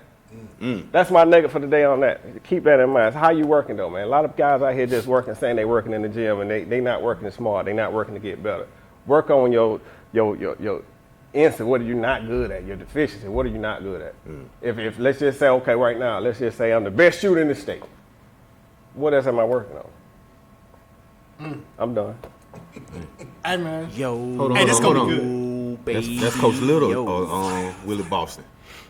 It's a combination. Combination. To be a good coach, man, you got to take stuff a lot from different people and make it your own. You got to have your own path, but you got to learn from, everywhere you go. You got to learn something. And when I say learn, I'm not just telling. Sometimes you don't learn everything good. You might learn something that's bad that somebody else is doing, and what you have done, and you learn not to do that. You understand what I'm saying? So you put that in your back pocket and say, okay, that didn't work with that coach, or I need to just fix this or tweak that, and then it might work if this happens. A lot of times, guys just try to just take all the good things, but when you coaching the game and you playing the game, you don't play all good plays. You don't have all good plays. I'm a head coach. I don't call all great offensive plays. You know what I mean? I might not call the right defense and say, but you got to move on. You got to be adjust on the fly. You got to you got to take things and go from. You got to learn all the time. I see why everybody wants you to go hurry up and get on. Facts. Fact, Mo ain't playing around. I want you to get on. I got a bone pick me. Pick it. Is it over the t-shirts? Yeah, I still ain't got my shirt. That's the first thing. I ain't got no South Cobb gear, bro. I've been screaming South Cobb for 2 years. And South Cobb coach, you ever seen the South South Cobb game? Yeah. Hey, fresh. Fresh to death. And he ain't say you won shirt. Yeah. I got this year. Second plug. Yes, I'm the best dressed coach in Georgia. Yeah, I'm the best dressed high school coach in Georgia. Okay? Facts. Now, I got you a shirt. I gave you a shirt. No, you didn't. You didn't come get the shirt from the I guy. got y'all games. You didn't get the shirt from the guy, man. Yeah. All right, the second part. From the guy. I want some shorts. Can I What's get the second South thing? Cobb shorts? Oh, let me say the second thing. Hey, man, if you start another group chat with that Android phone, you're going to have a problem. You got Android? He has an Android. And you too? I'm in 8 group chats with you that you started. You started with 2 guys in Albany who hate each other. It's East Coast versus West Coast. We got Big and Tupac in one group chat. So, you know that? Did you know you did that? I did. Somebody I did. No, I did. Yes, I did. But, okay, so y'all didn't learn nothing from Big and Tupac? Last time I checked, okay, this is an adult show, right? Yeah. Last time I checked, look, everybody, the politically correct way to say this. As a male, man, at what point are we going to move past that? I mean, I feel you. I'm the oldest guy in the group chat, right? Right? Yeah. I'm the oldest guy. Yeah, you're the oldest one. So with age comes wisdom if you live the right way, right? Yeah. So at one point, man, I mean, it's bigger than a beef with somebody over basketball. Let's use the tools we have. And the reason I did it, because all of us are from Albany, right? Everybody in the group chat was from Albany. Yep. Everybody was in the group chat from Albany. Yep. Everybody's from the hometown, right? So my thing is, it's enough bickering down, and let's bring together for a bigger and greater cause. I did it. I know exactly what I did. Yeah. I didn't care. Yeah, I see. For what? Yeah. I got both of their numbers in my phone. I talked to both of them. And I'm not talking about both of them. No, you're right. But my thing is, let's move past that, man. Put on your big boy pants. You use the restroom standing up, right? Yeah. Okay. All right. So act like it. All right. Both of y'all. All right. We need. Well, hold on. He the one who's beefing? No. Well, since you from the whole town, we need you down there December 5th. Oh. What happened December 5th? Man, we already had this talk. Me, you, and Robbie. Locksway Invitational. The Locksway Invitation. Okay. That's not the name. But yeah. That actually sounds pretty good. You got 2 Albany guys on your team. I do. I have 2 and guys. You got one that love to be in Albany. I do. A little bit too much. You got one love to be back home. A little bit too much. I'm trying to. to. Anytime you can go home and play in front of a home crowd, that's a good thing. The last time we went home and played, they were kind of upset when I left. But you had the Wade boys then. Yeah. I went home and played in the Christmas class. You Save It Classic. Yeah, I went and played in the You Save It Classic in Albany.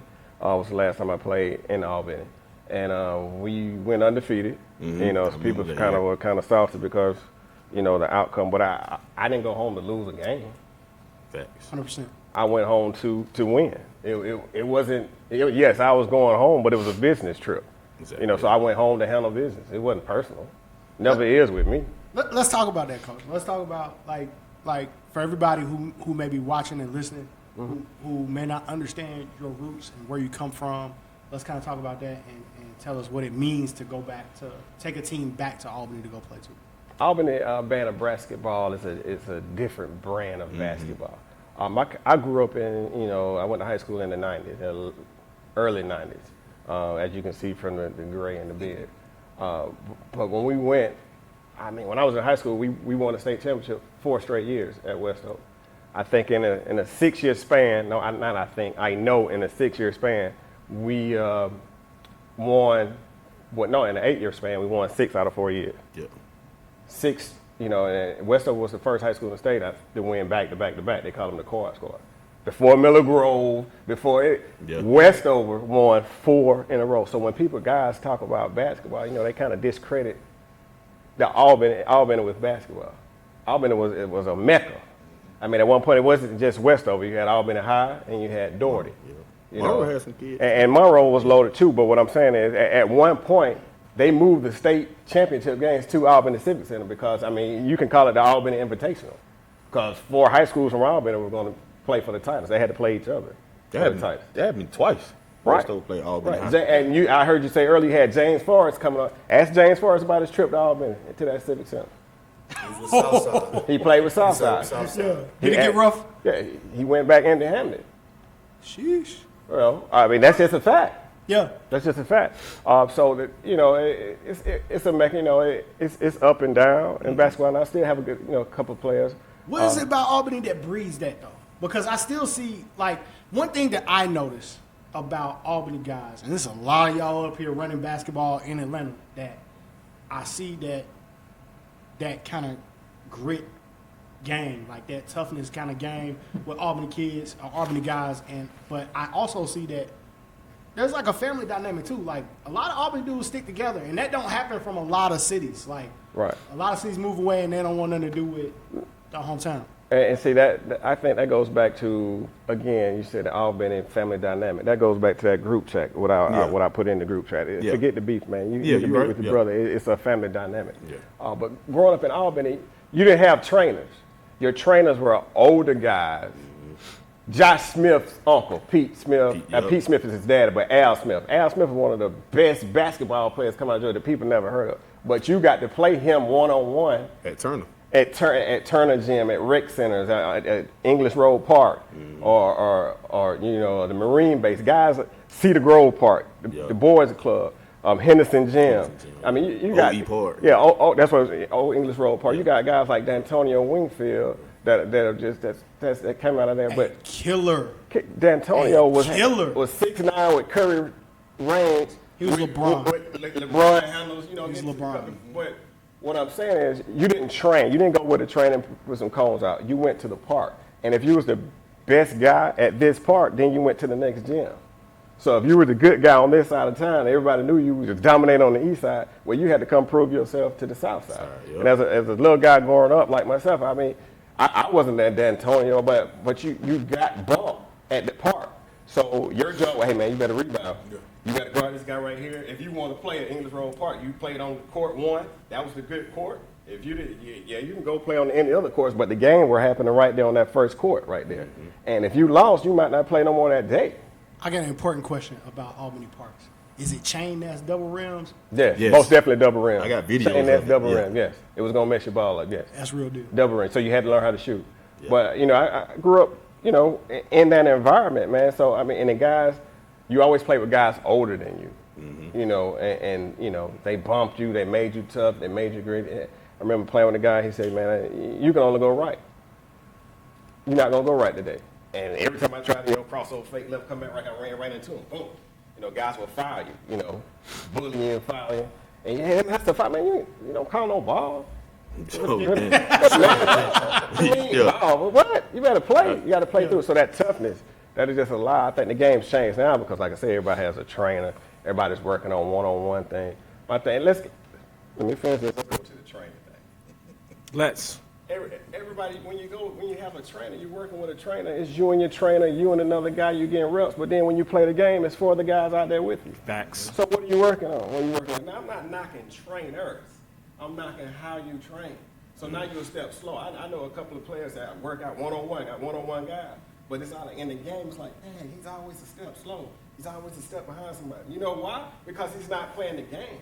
Our trainers was playing the game with older guys. You played on the dirt court. You played on the hard top. You played on concrete court. You went to this rec center. You went to that rec center.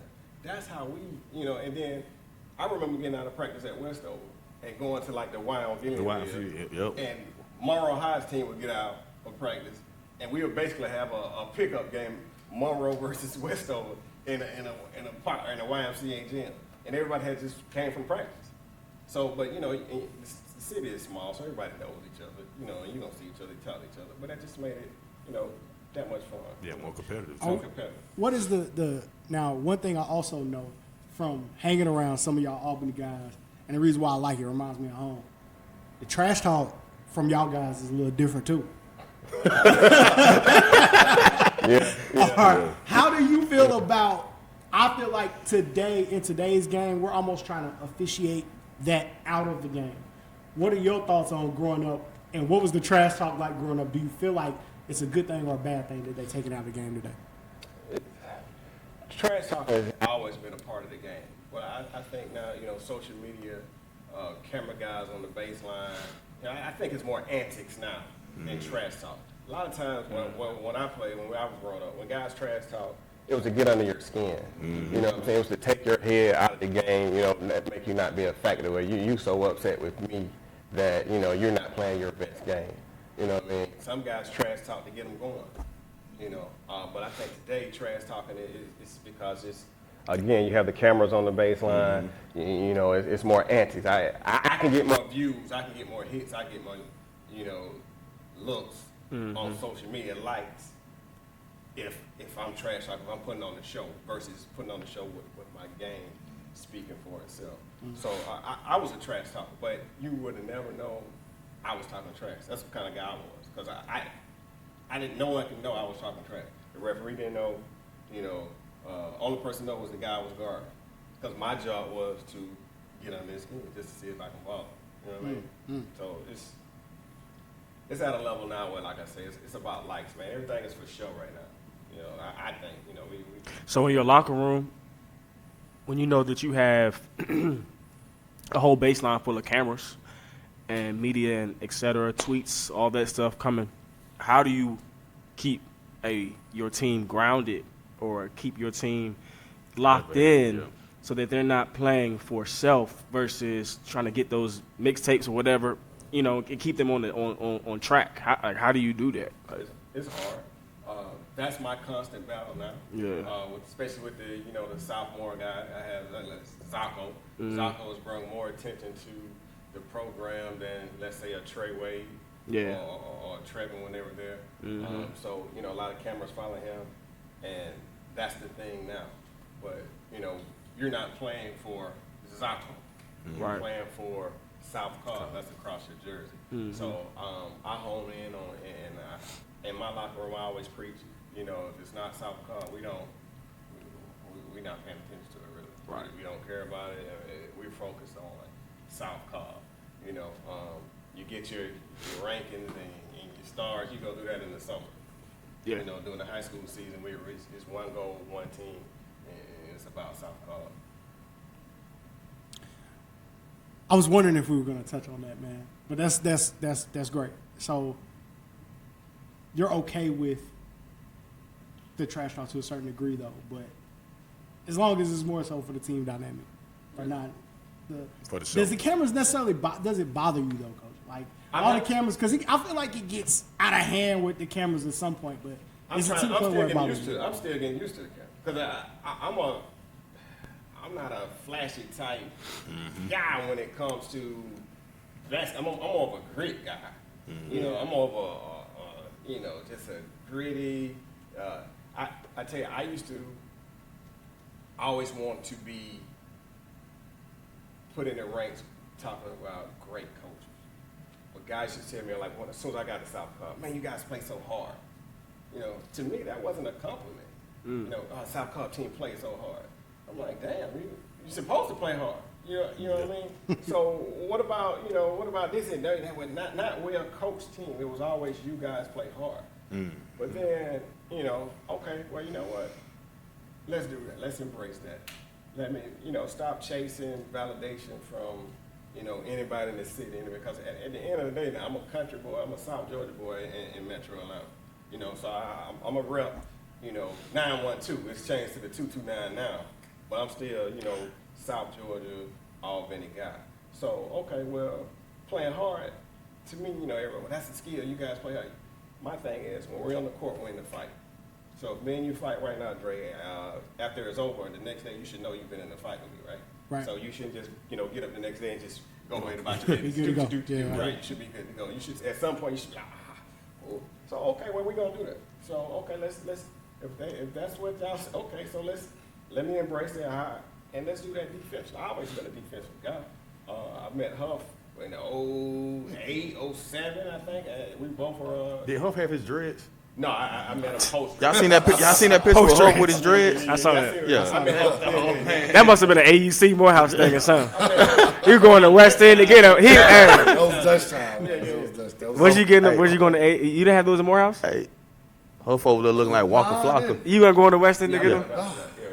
So I just playing hard. That's what they want. That's what anybody that's played us will tell you. We get after it. I think because I played South Cobb in high school too, and I think that's always just been part of their thing. Like, we gonna play hard. I think it's just something about South Cobb, the area. I don't know. No. You don't think so? No. Because when I played them, they play hard too. No disrespect to anybody that came before me, but see the brand, we call it the brand I try to come up. It's just tough. Like kids, South Cobb kids are tough. That's what I'm saying. They're tough. But it's like going to boot camp for me. Yeah. It's a culture shock to come to South Cobb and play with me. Right. So if you're a glitz and glamour guy, pretty guy, you're in trouble because you're gonna go through a culture shock. Yeah. I tell you, it's like this. When we playing, we going to war, right? So okay, we going to war. All right. Well, everybody's in the military don't come from the same walk of life, right? You might be in the military because he got in trouble. He might be in the military because his dad, granddad. You might be going because you just want to be a soldier. But once you get there, everybody has to go through boot camp. Yeah. Everybody got to go to basic training because I need to know when we on this line that you down. Everybody gonna be the same. Right. Everybody gonna be saying my life is in your hand and your life in my hand. So I take the same approach when we at South Cobb. You're gonna go through a boot camp style. You're gonna go through indoctrination. You're gonna go through something. I want to come back to that. They're not allowed to wear hoodies, are they? I want to get into the details of how you build that in that community. We got to take a quick 30-second break, and then we're gonna come back with Coach Greg Moultrie. Can we try this chicken from South Cobb? I'm gonna get a piece of chicken. I'm hungry, man. We'll be back in 30 seconds. Stay locked in. We coming back with Coach Moultrie. I get one of these.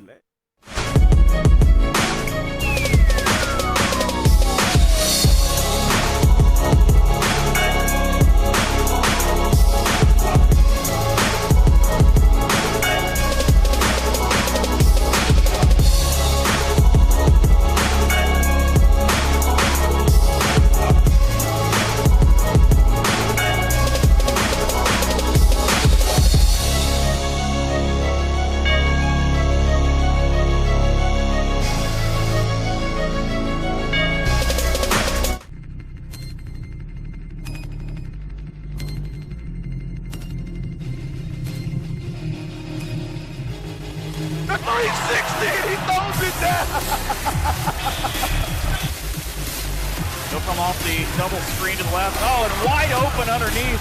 Sexton goes step back, fade away three. Oh, my goodness. Colin Sexton. In the lane by Tracy. Here's Williamson, makes his way around one tight. Now hustling in towards the lane and throws it down.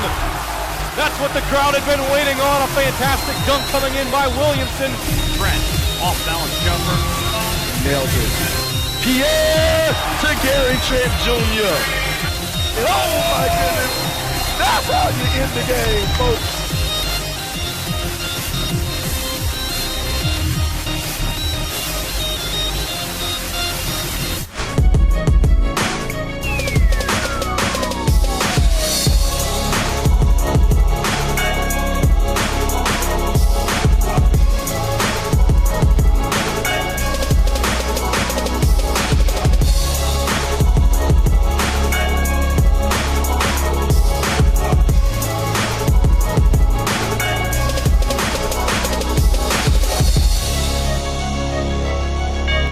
have to. The only reason teams do things like defend, really execute their plays, is because they have humility. You have humility. So I've talked about it before. I've talked about it over the holiday break. We need to get some humility. Is my opinion. Some of it's youth, but some of it is arrogance for no reason, or ego for no reason. I told him it's not. Our fate isn't going to change until we get some humility. Cool does not win. You got to be willing to do the uncomfortable things that go into winning. If all you're worried about is getting 12 points, regardless of the outcome for our team, it's going to continue. So that was UCLA newly minted assistant coach or head coach Mick Cronin, out of the Patino tree. Mick Cronin talking about his team and talking about the fact that we don't play. He talked about a couple things that, like you said, Coach, everybody's supposed to play hard. He didn't feel like that was a compliment when people asked him about practice and what type of effort his team was giving in practice. He expected that. But he went on to say that their problem is that they weren't humble. He felt like his team's not humble, that they didn't execute and they didn't defend the way he wanted them to, or well enough to get the job done, because they were too cool. Everybody didn't get it. Now, I think, to Bryce's point, I think people assume that those type of kids are in your area. That South Cobb kids are tough. I'm not saying that that's what Bryce said. I'm saying that's kind of what I meant. That's kind of like what people typically say. Have you seen that in your program? How do you deal with it? Is the boot camp what eliminates that? I want to take us behind closed doors about what it's like to be a South Cobb, and do you guys deal with that? South Cobb kids right now, they're good kids. Mm-hmm. It's not rough. Like, people have a misconception about the school in itself. And that's You got way more kids on honor roll than I knew about, Coach. Period. Yeah, Right. for sure. By far, the lowest GPA that I have in the program across the board, it's like maybe like a 2.7 or something like that. My Bakken kid, he has like a 3.9. Yeah. Yeah. Zaho's doing enrollment, but they're good kids. Now, was the area rough at a time? Probably. Yeah. But the school is flat. The CRC score, the IP score is a 80 now. Mm. It's an 80. Yeah. That's if you put it across the board with any other scores in high school scores in the state that have the same socioeconomic status that we have in South Cobb, that's a phenomenal score. That's a phenomenal test score. But yes, you have to be humble. Go back to your question. Yes, but see, my job is to humble kid. That's my job.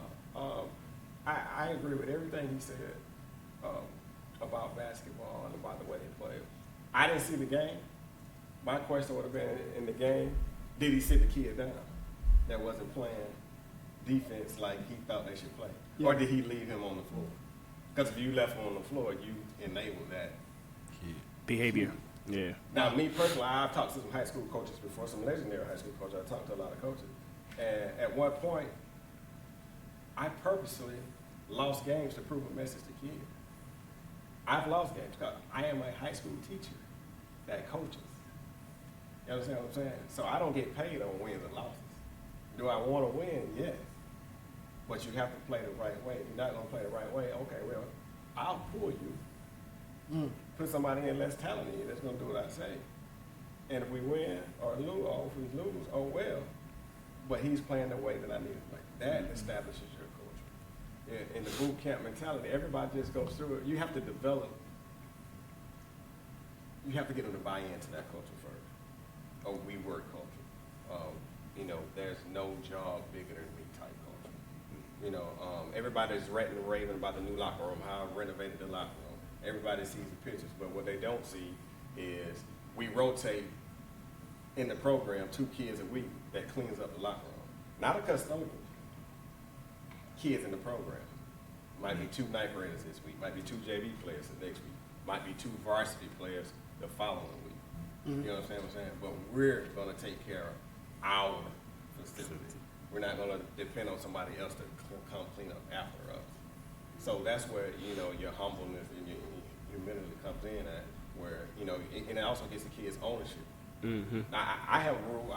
If none of my uniforms can be on the floor, practice jersey, game jersey, couldn't be on the floor. I don't care if it's after the game. You taking them off. So what they do with them after the game? They Once put you them take them off, once you take them off, put straight in the washing machine. No. Once you take them off, I'll tell you where to sit them after the game. But you just can't take my jersey off, a South Florida jersey off, and put it on the floor and finish getting put on your floor. Everybody running for that. It's important. That jersey is important. That South Cobb jersey is important. Right. You understand what I'm saying? So it's the little thing like that. So again, in the boot camp mentality, I've been to a couple of clinics. I've been to a couple of clinics where I was asked to speak on toughness. Our weight program, our strength and conditioning program. How we run, what we do. I've shared that with numerous high school coaches. I've even had rebuttal. Some coaches asking, well, what does that have to do with the game? That's not a skill set. But you are developing a skill when you're developing a mindset of toughness. Everybody talk about the kids are soft now. Why are the kids soft though? Are we allowing the kids to be soft? Yes. Yes, we are. Yes. Yes, we are. The sense of entitlement creeped in because of us wanting to give more than what we had. That's not a problem giving your child or something more than you had, but why not make them earn it?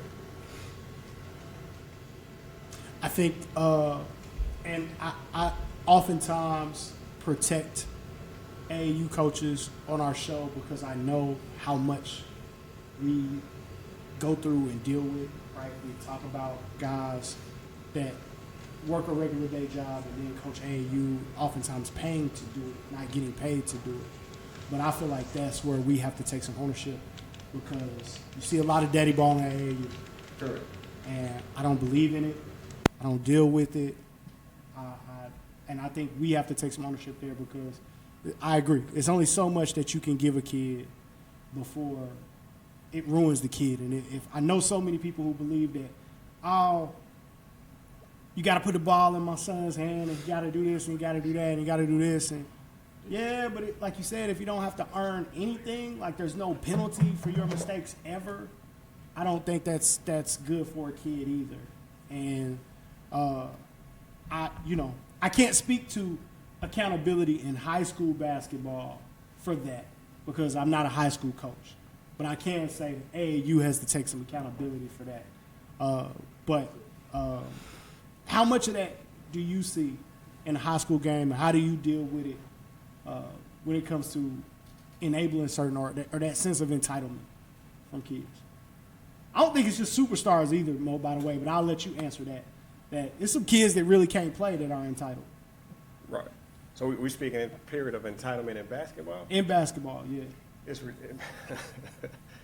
All right, let's go back to your statement about AAU coaches working day jobs, and the hours they put in. I think a lot of times we get caught up in the AAU coaches, high school coaches.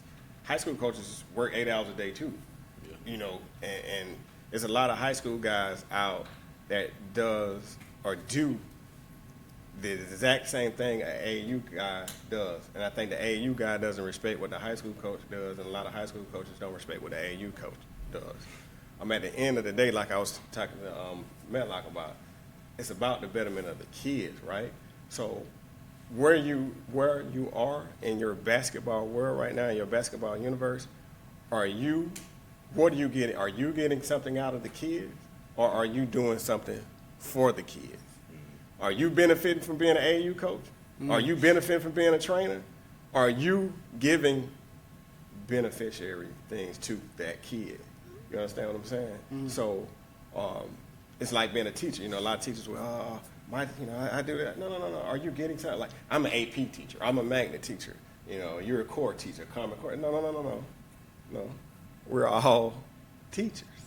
And it's all our jobs to empower these students. So I think that it's real fickle, AAU, high school. But the thing about, I think high school guys feel like that I talk to, that it's more entitlement in the AAU because you want that good player. So you subject to take more to keep a good player to get your program top-notch program. I need that good guy on my team so we can get on this tournament or we can get this shoe deal. So I'm going to take a lot of daddy yelling from the first row because he's a good player. And I know if he comes, he's going to come. Now, have some high school coaches subject to that, fail subject to that? Yes, they have. You know, you can go to a couple of gyms on Tuesday and Friday night, see the AAU coach sitting them either behind the bench or the first row of the other side, you know, yelling at his players. Sometimes coaching them to a state championship. Sometimes. I mean, might be. It didn't happen? Yeah. Okay, cool. Might be, but who was that? My thing. What county was that? Cobb? I don't want to interrupt, Coach. Go ahead, Coach. I'm sorry. If you want to fire the shots, let them go. Let the shots go. I'm trying to figure out where we. Go ahead, Coach. Talking about. But the thing about it is, that's where, you know, it comes to, are you empowering the player? You know, you empower the player by making him a better player, by holding him accountable. You know what I'm saying? By making sure he has good grades, good test scores. He's being a better person. My job as a high school coach is to make sure kids are better people through basketball. You know, I'm not going to do it your way. You know, at the end of the day, whether I win 200 games, win 500 games, or win 1,000 games, it's going to be people that said I couldn't coach. Facts. Right? It's going to be people It's going to be people that say I want to do it this way. When 1, 2, 3, 4, 5 of us leave this studio, we can all go down to South Fulton. We might take 5 different routes. That doesn't mean my route was the best way, or your route is the best way, or his route was the best way. We all get to the same location, just using different routes. So that's what the AAU coach and the high school coach need to understand. We all going to the same route. But see, what happened was, like you say, the bags started getting dropped. The gear started getting passed around. Daddy ball started taking over. Then it trickled over into high school, right? So I'm one of the, you know, last of a dying breed, you know. I'm not going for it. You know, lately I became Mr. Who Want to, you know, Mr. Smoke. You know, everybody, Moultrie want to smoke, Moultrie. No, if you know me, and if you talked to me before, I want to play the best. Mm-hmm. I always been like that. I grew up, I grew up WCW, Ric Flair dude. You know what I'm saying? To beat a man, you got to beat the man. You know what I'm saying? Here we go. So, here we go. We've been waiting for this wrestling. Here we go. Come on. So don't, you know, with the no duck, see, I was talking about Martin. No, wait a minute. If you're the best, then go out and play somebody better than you. Right. Period. Yeah. You can't say you're the best, but you, no, I'm going to play, what's their record? What? Are they 500? Yeah, I'll take that team. What is that? 100%. If you look at me the whole time, the 9 years I'm in my 9th year at South Carolina, look at the previous 8. I play anybody, anywhere. I don't care. If you win and you're better than me, that's what you were supposed to do. Right. Let's get to the smoke then, Moultrie. Come on, that's what I'm here for. Is this the best team that you've ever had? Yes. Let's see how easy that was. Yes. Also, this is the most talented team I ever had. Is this the toughest team I ever had? No. My Final Four team was gritty. My Final Four team, I knew. In my Final Four team, I knew that summer. Coming back from Alabama in June, I knew we could make a championship run in June. This team that I have this year at 15-1 right now, I'm still like, you know why? Because we're young. I started 3 sophomores, a junior, and 1 senior. So goes to my next question. If you don't win a state championship, or let's not say state championship, if you don't go to the Final Four, you consider this season a failure? It depends. Am I putting state championship? Every coach in the state says we want to win state championship. Let's get to the smoke. All right. There are, in 6A alone, it's 72 teams probably in 6A. And a tough 6A. 6A is tough. A monster this year. Which camera are we on? This camera right here? Yeah. 6A is tougher than 7A right now. 7A is top loaded. 6A it's a beast. Yeah, up and down. Yeah. 6A from bottom to top. It's more teams that can win or battle great teams in 6A. Any given night. Any given night. Now, again, it's about 72 or maybe a little less 6A teams, right? 8 regions. So out of 70-something teams, you got 8 region titles. So if everybody wants to win the region. So what's, for you math, get your phone. I got your math on you math. What's 72 minus 8? Got to talk to the Morehouse boys. I'm not, no. The Morehouse boys can count. Okay. That's what they went to school for. Listen, so you telling me 64. 72 minus 6. So you telling me 64 teams had an unsuccessful season because they didn't win the region championship. Then in 6A, it's one state title. Yep. So now you're telling me there are 63 teams that go, because 32 go. 32 go. I'm going to challenge this, Coach. 32. No, just go ahead. 32 go. So nobody's season was successful because they didn't win the state. Now, for me at South Cobb, that's our goal. That's our goal, to win the state this year. I'm not worried about next year. Okay. I'm not worried about I'm not worried about the previous year. The goal for me, yes, is to win the state title. That's the goal. You know, but the goal is to do that. Am I worried about the state championship? No, it's not going to. The goal for me right now is to beat my next region opponent on Tuesday. That's my goal. Because how you become a state champion is one game at a time. My goal is to go be 1-0. On Tuesday night, I want to be 1-0. And then on Wednesday, I'm done with that. On Friday, I want to be 1-0. On Saturday, I'm done with that. You know what I'm saying? Yeah. The only way to eat an elephant is one piece at a time. You can't sit there and look at an elephant and say, oh, it's so much. All right. Hey, so let's ask this, Coach. Who did you want to beat more? Pebblebrook, Wheeler, or McEachern? Which game meant more to you? I like this question. They were all the same. You know why they were the same? Because they were all quality opponents that are respectable. That when I say respect, I'm talking about in the metro area community that are established programs that people say that are better than South Cobb, right? Yep. My job as the head coach at South Cobb is make sure that no, we're not second to anybody. You understand what I'm saying? So just as much as I wanted to beat Pebblebrook because that's a rival game, I wanted to beat Wheeler. And what was the other one? McEachern. I most definitely wanted to beat McEachern because I haven't played McEachern in years. And they are around the corner. Like 12 minutes from South Cobb to McEachern. Why aren't we playing? Why won't they play you, Coach? I do not know. That's a great question. Listen, man. That's not on, I'm assuming that's not on you, that they won't play you because it's not on you. I've been waiting for this chicken leg. I'd like to eat it while we're listening to this. Now let's get to it. Why won't Norcross play you? I don't know. I'm making the assumption that these are games that you've tried to get. Everybody, again, if you know Coach Moultrie, you know I want to play the best. Period. I want to play the best. Norcross is solid. I mean, it's a lot of quality.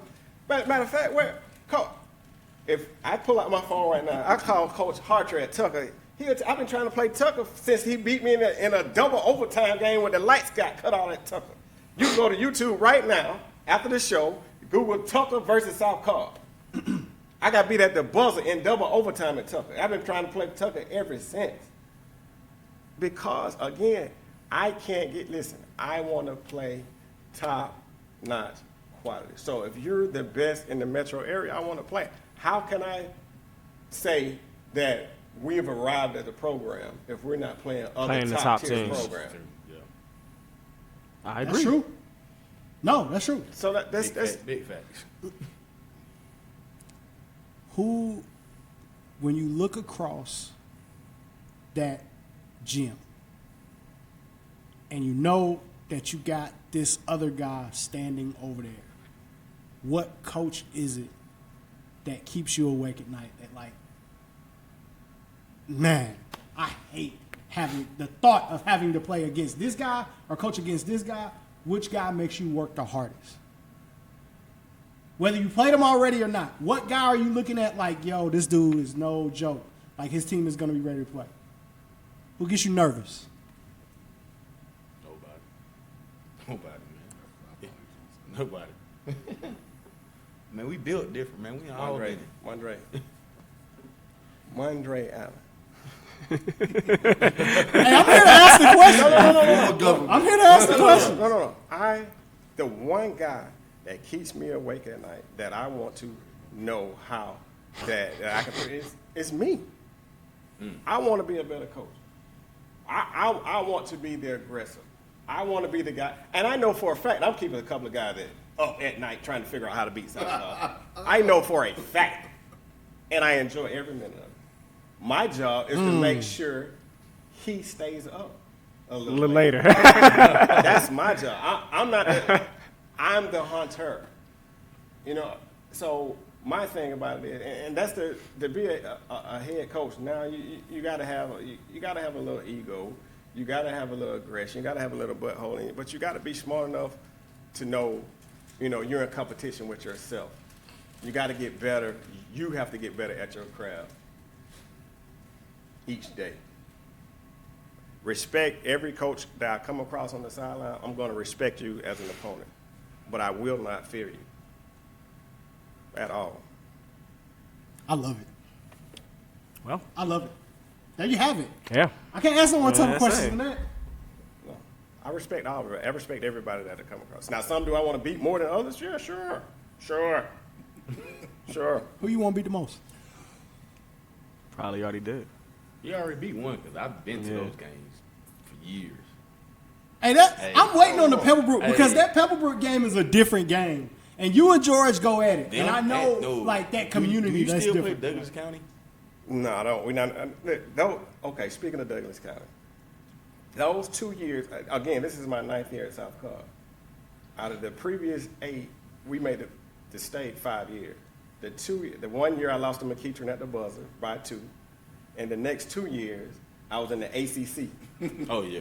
I was in there with Douglas County with Brandon Robinson. Wilders. Westlake. Westlake had the Lewis brothers and Michael Dorr. Langston Hughes had Coffee and Chima before he went to Westlake. Mm-hmm. Campbell had Michael O and the twins. Who did Pebblebrook had Ty and Derek. Those are the 2 years. Oh yeah, that was tough back then. Yeah. I remember that. That every night in that region was a beat. Honestly, that region made East Coweta what they are now, because East Coweta was in that region, and Noonan had the twins and the big kid, the fundamental sound kid, the big white guy. I can't remember his name. Those 2 years, that was the ACC. Mm-hmm. Like that region, oh my God, that was a dogfight every single night. But it helped me become a better coach because you had this coach, you had to scheme, coach, smoke and mirrors. You had to coach your butt off every night. Going against, Douglas County. You had Brandon Robinson over there sniping with the point guard that went down the fan. I mean, oh man, those were battles. Those were battles. But I'll go back. What kind of made that easy for me was I'll go back to being from Albany, coming up at Westover Monroe rival games and Monroe Doherty games. It's a brutal field down there. I graduated. I'm the only one in my family who went to Westover, and they remind me constantly that I'm not a Monroe grad. But it's funny. But my first job coaching was at Monroe. Yeah. At Monroe. You know what I mean? And I was getting hazed. I walking out telling some guys that were on the junior varsity squad with me at Westover, and my classmates, and the first game of the year was Monroe Westover. So I'm walking out as a Monroe assistant coach, and my classmates, traitor, we're gonna beat you up. Whoa, bro, what, dude? So it's different. Yeah. It's different. That atmosphere down there, see if it ain't prepared me for down the road later, So mental toughness part of it is, for me, it's whatever, man. All the smoke. There you have it. Fellas, we got just a few minutes left, man. Coach Moultrie, definitely appreciate you, brother. Let's get to, real quick, as we start to close, man, let's shout out some kids. Big South Shootout and TLC happened. Let's shout out some kids, fellas, that we felt like played extremely well. I'll give you one. AJ White. Yeah, he's tough. The owner of the best dribble pull-up jump shot in GHSA, AJ White. I don't know how many shows we've had without mentioning him. Listen, man. Had more shows mentioning him than not. Listen, man. That kid can go. He's a stone cold killer. He's small. Yeah. I faced some small guards. Terrell Burton. He might be. Him. Yeah. AJ White, Sharif. AJ. Different. Solid, man. Yeah. Different. I give props to guys. That's a different thing too. Kids look at me different. I can be coaching against you. You make a good move and knock down a shot. I'm like, hey, boy, that was a good shot. Yeah. They look at me like, hey, you shoot those the other dude. That's a good shot. It's a good play. He's one of those kids where I feel like it's different when everybody knows that you're about to shoot. Can you get off a good quality shot? He can get off a shot when the whole gym knows he's about to shoot, and it's a good shot. I like him. Ain't gonna make that dude tough. Man, Drew Charter got a kid. Mm-hmm. Jacoby Strozier. Keep that on. Don't say it too loud. I ain't gonna say it too. Hey, I'll whisper his name from now on. I'm trying to keep that on the low. Give that kid his props, man. I've given him props on here. I'm trying to keep him on the low because I want him. That kid is he different. He DM you. You didn't even check it. Gotta read it. Nah, I'm gonna read his. I'm gonna read his. The DM. Yeah. Them Newton boys. The point guard. Sean Smith. The point guard from Newton. Yeah. Is different. Yeah, he's good. Bro. Yeah, he's good. Sean Smith different. Kind of guy. Yeah, Newton's. Their point Caleb guard's Bird good. ain't no slouch either. Sean Smith different. Is Sean Smith the shooter? Is that The light skin point guard. With the arm sleeve. The point guard. Different. They got the sophomore too. Trey Clark. Trey Clark. The younger Trey brother. Clark good. Yeah. He's good. Yeah.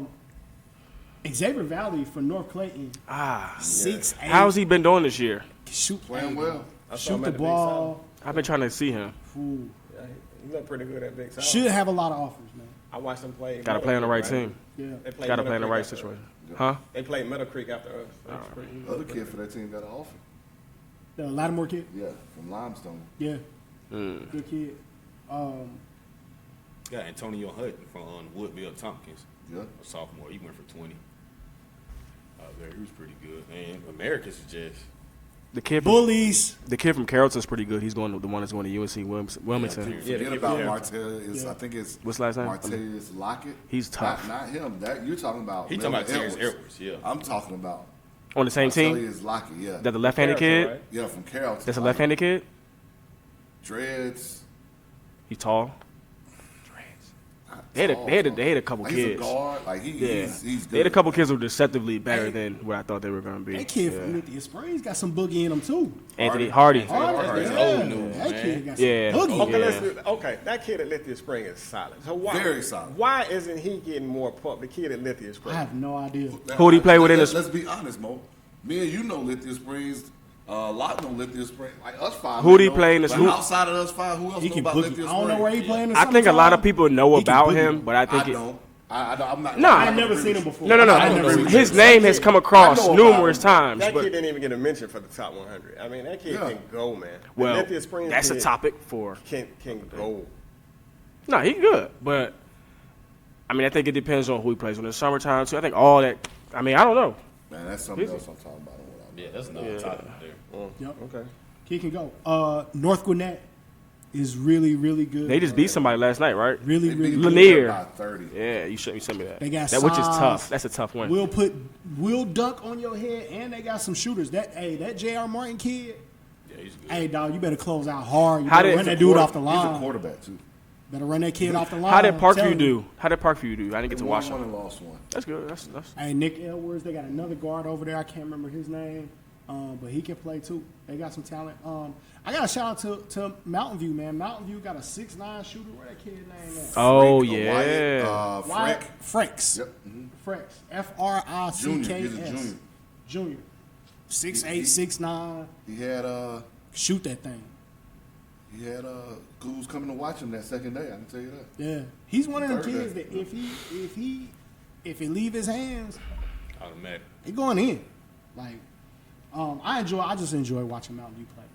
Good coach. BJ Roy does a great job. Great guy.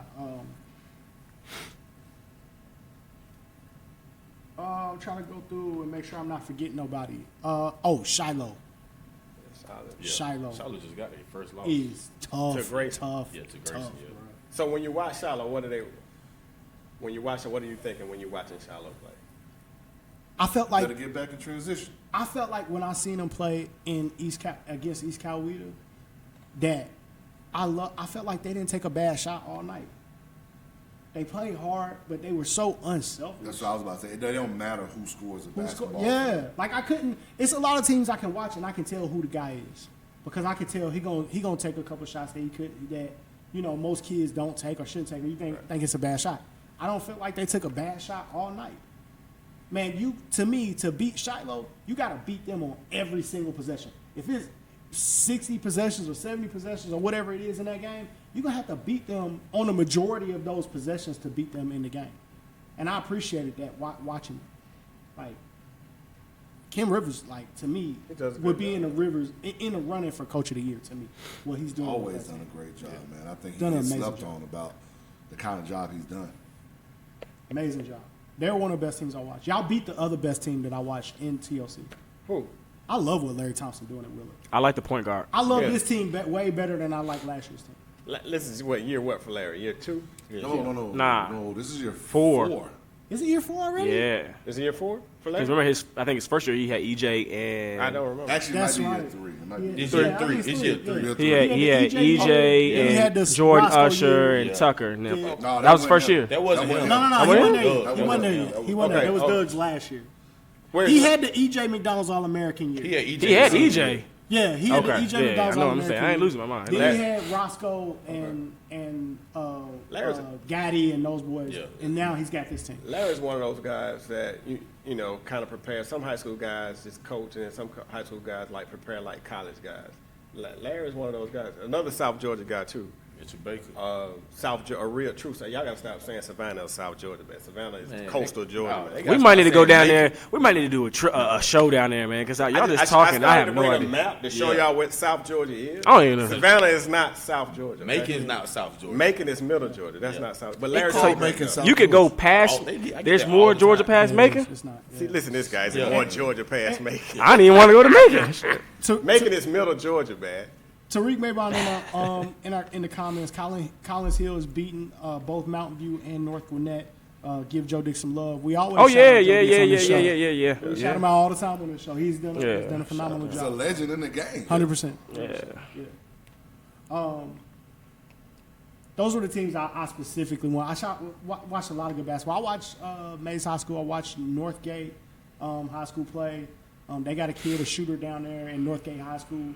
That's a senior that's pretty good, man.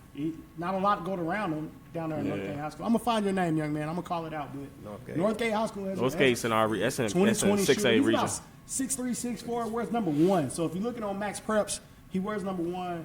About 6'3", 6'4", shooter. Kind of slim. Needs to, get in the weight room a little bit. But, hey, talking about a guy that shoots it consistently. I always watch for can the buckets you get translate at the next level.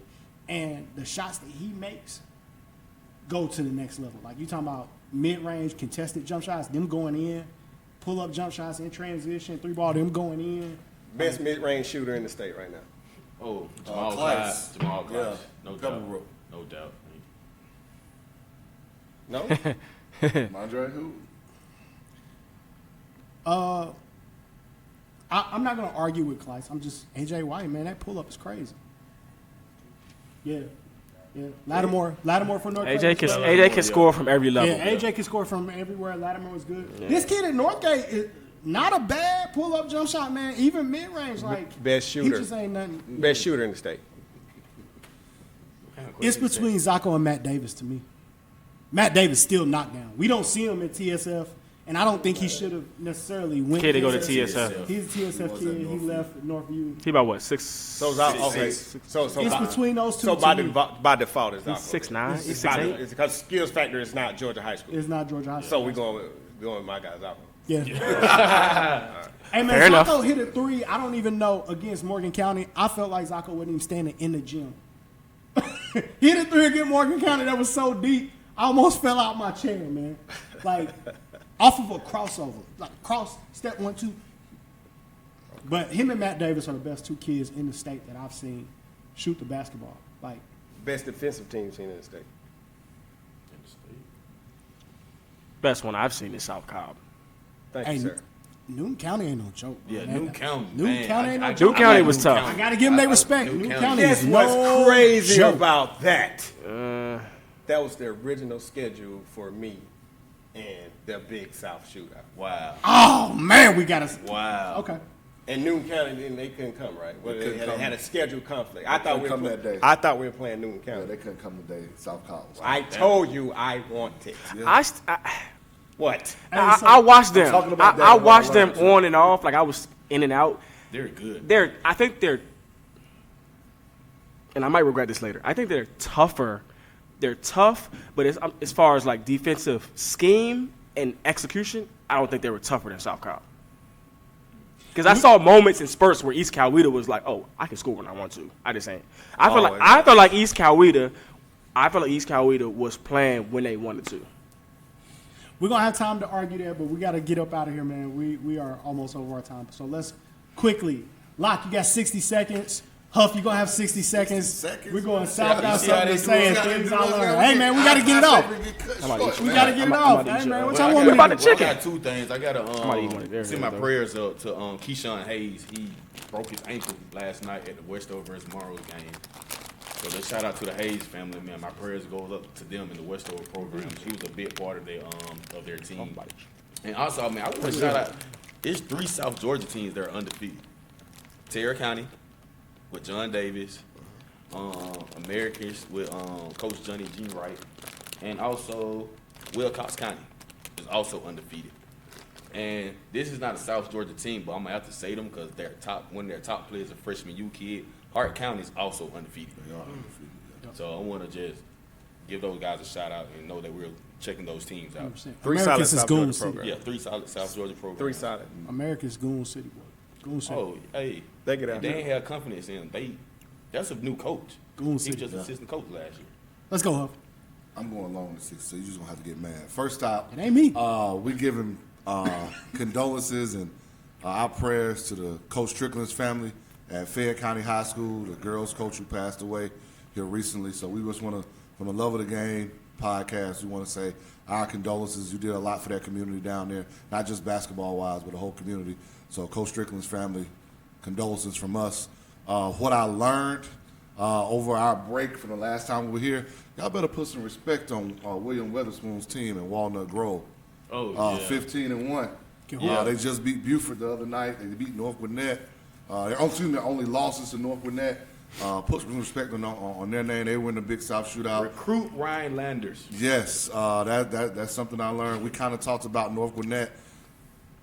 You better learn that 9-7 record ain't a regular 9-7 record because they football guys just got back because they played in the Final Four of football. Girls basketball is alive and well. We talked about that earlier. We talked about Hoover's girls being the best team we saw a lot, execution-wise, defensively.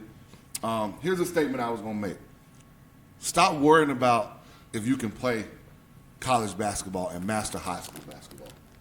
I'm tired of saying people talk about he's a pro, he's a D1 player, he's D2. You got to master high school basketball first. Make a left-hand layup. Thank you. Yeah.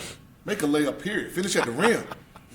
So that's my state. That's one of what I learned. I'm tired of hearing that. Second thing is we have the best media coverage in Georgia for high school basketball. 100%. However, no shot. There are too many kids like Tay Hardy who are getting not seen. So we got to stop always going to the same events. Thank you, Locke. I said it, like, the same game. Somebody got to go in the back gym. Some of those cameras, somebody got to go in the back gym. Some of those cameras are kids looking for clicks, but that's true. Right. True statement. And my last thing is every team a coach isn't ducking. Okay. I agree with that. Coach Moultrie just brought up a point. He thought he was playing Newton County in my event until their schedule got switched. Like, there are schools out there and coaches. Nah, I can't play you, man. We just want to acknowledge the ones that duck. Yeah. I'm just saying, I can't play you. It's not going to do anything for me. Or The days don't work out. The times don't work out. Every time we saying, oh, they should be playing somebody, doesn't always mean they were ducking. The date that South Cobb may have and me and Moat trying to play each other, our dates may not match up that year. That don't mean they ducking. I would have loved to see South Cobb against the Cannon School, too. But I understand why that didn't work. Y'all was at TOC. Yeah. Cannon School. Y'all was at TOC the same time Cannon was in town. Okay. I understand why that didn't happen, but I would have loved to see That's what I learned, what I wanted to talk about. That's it.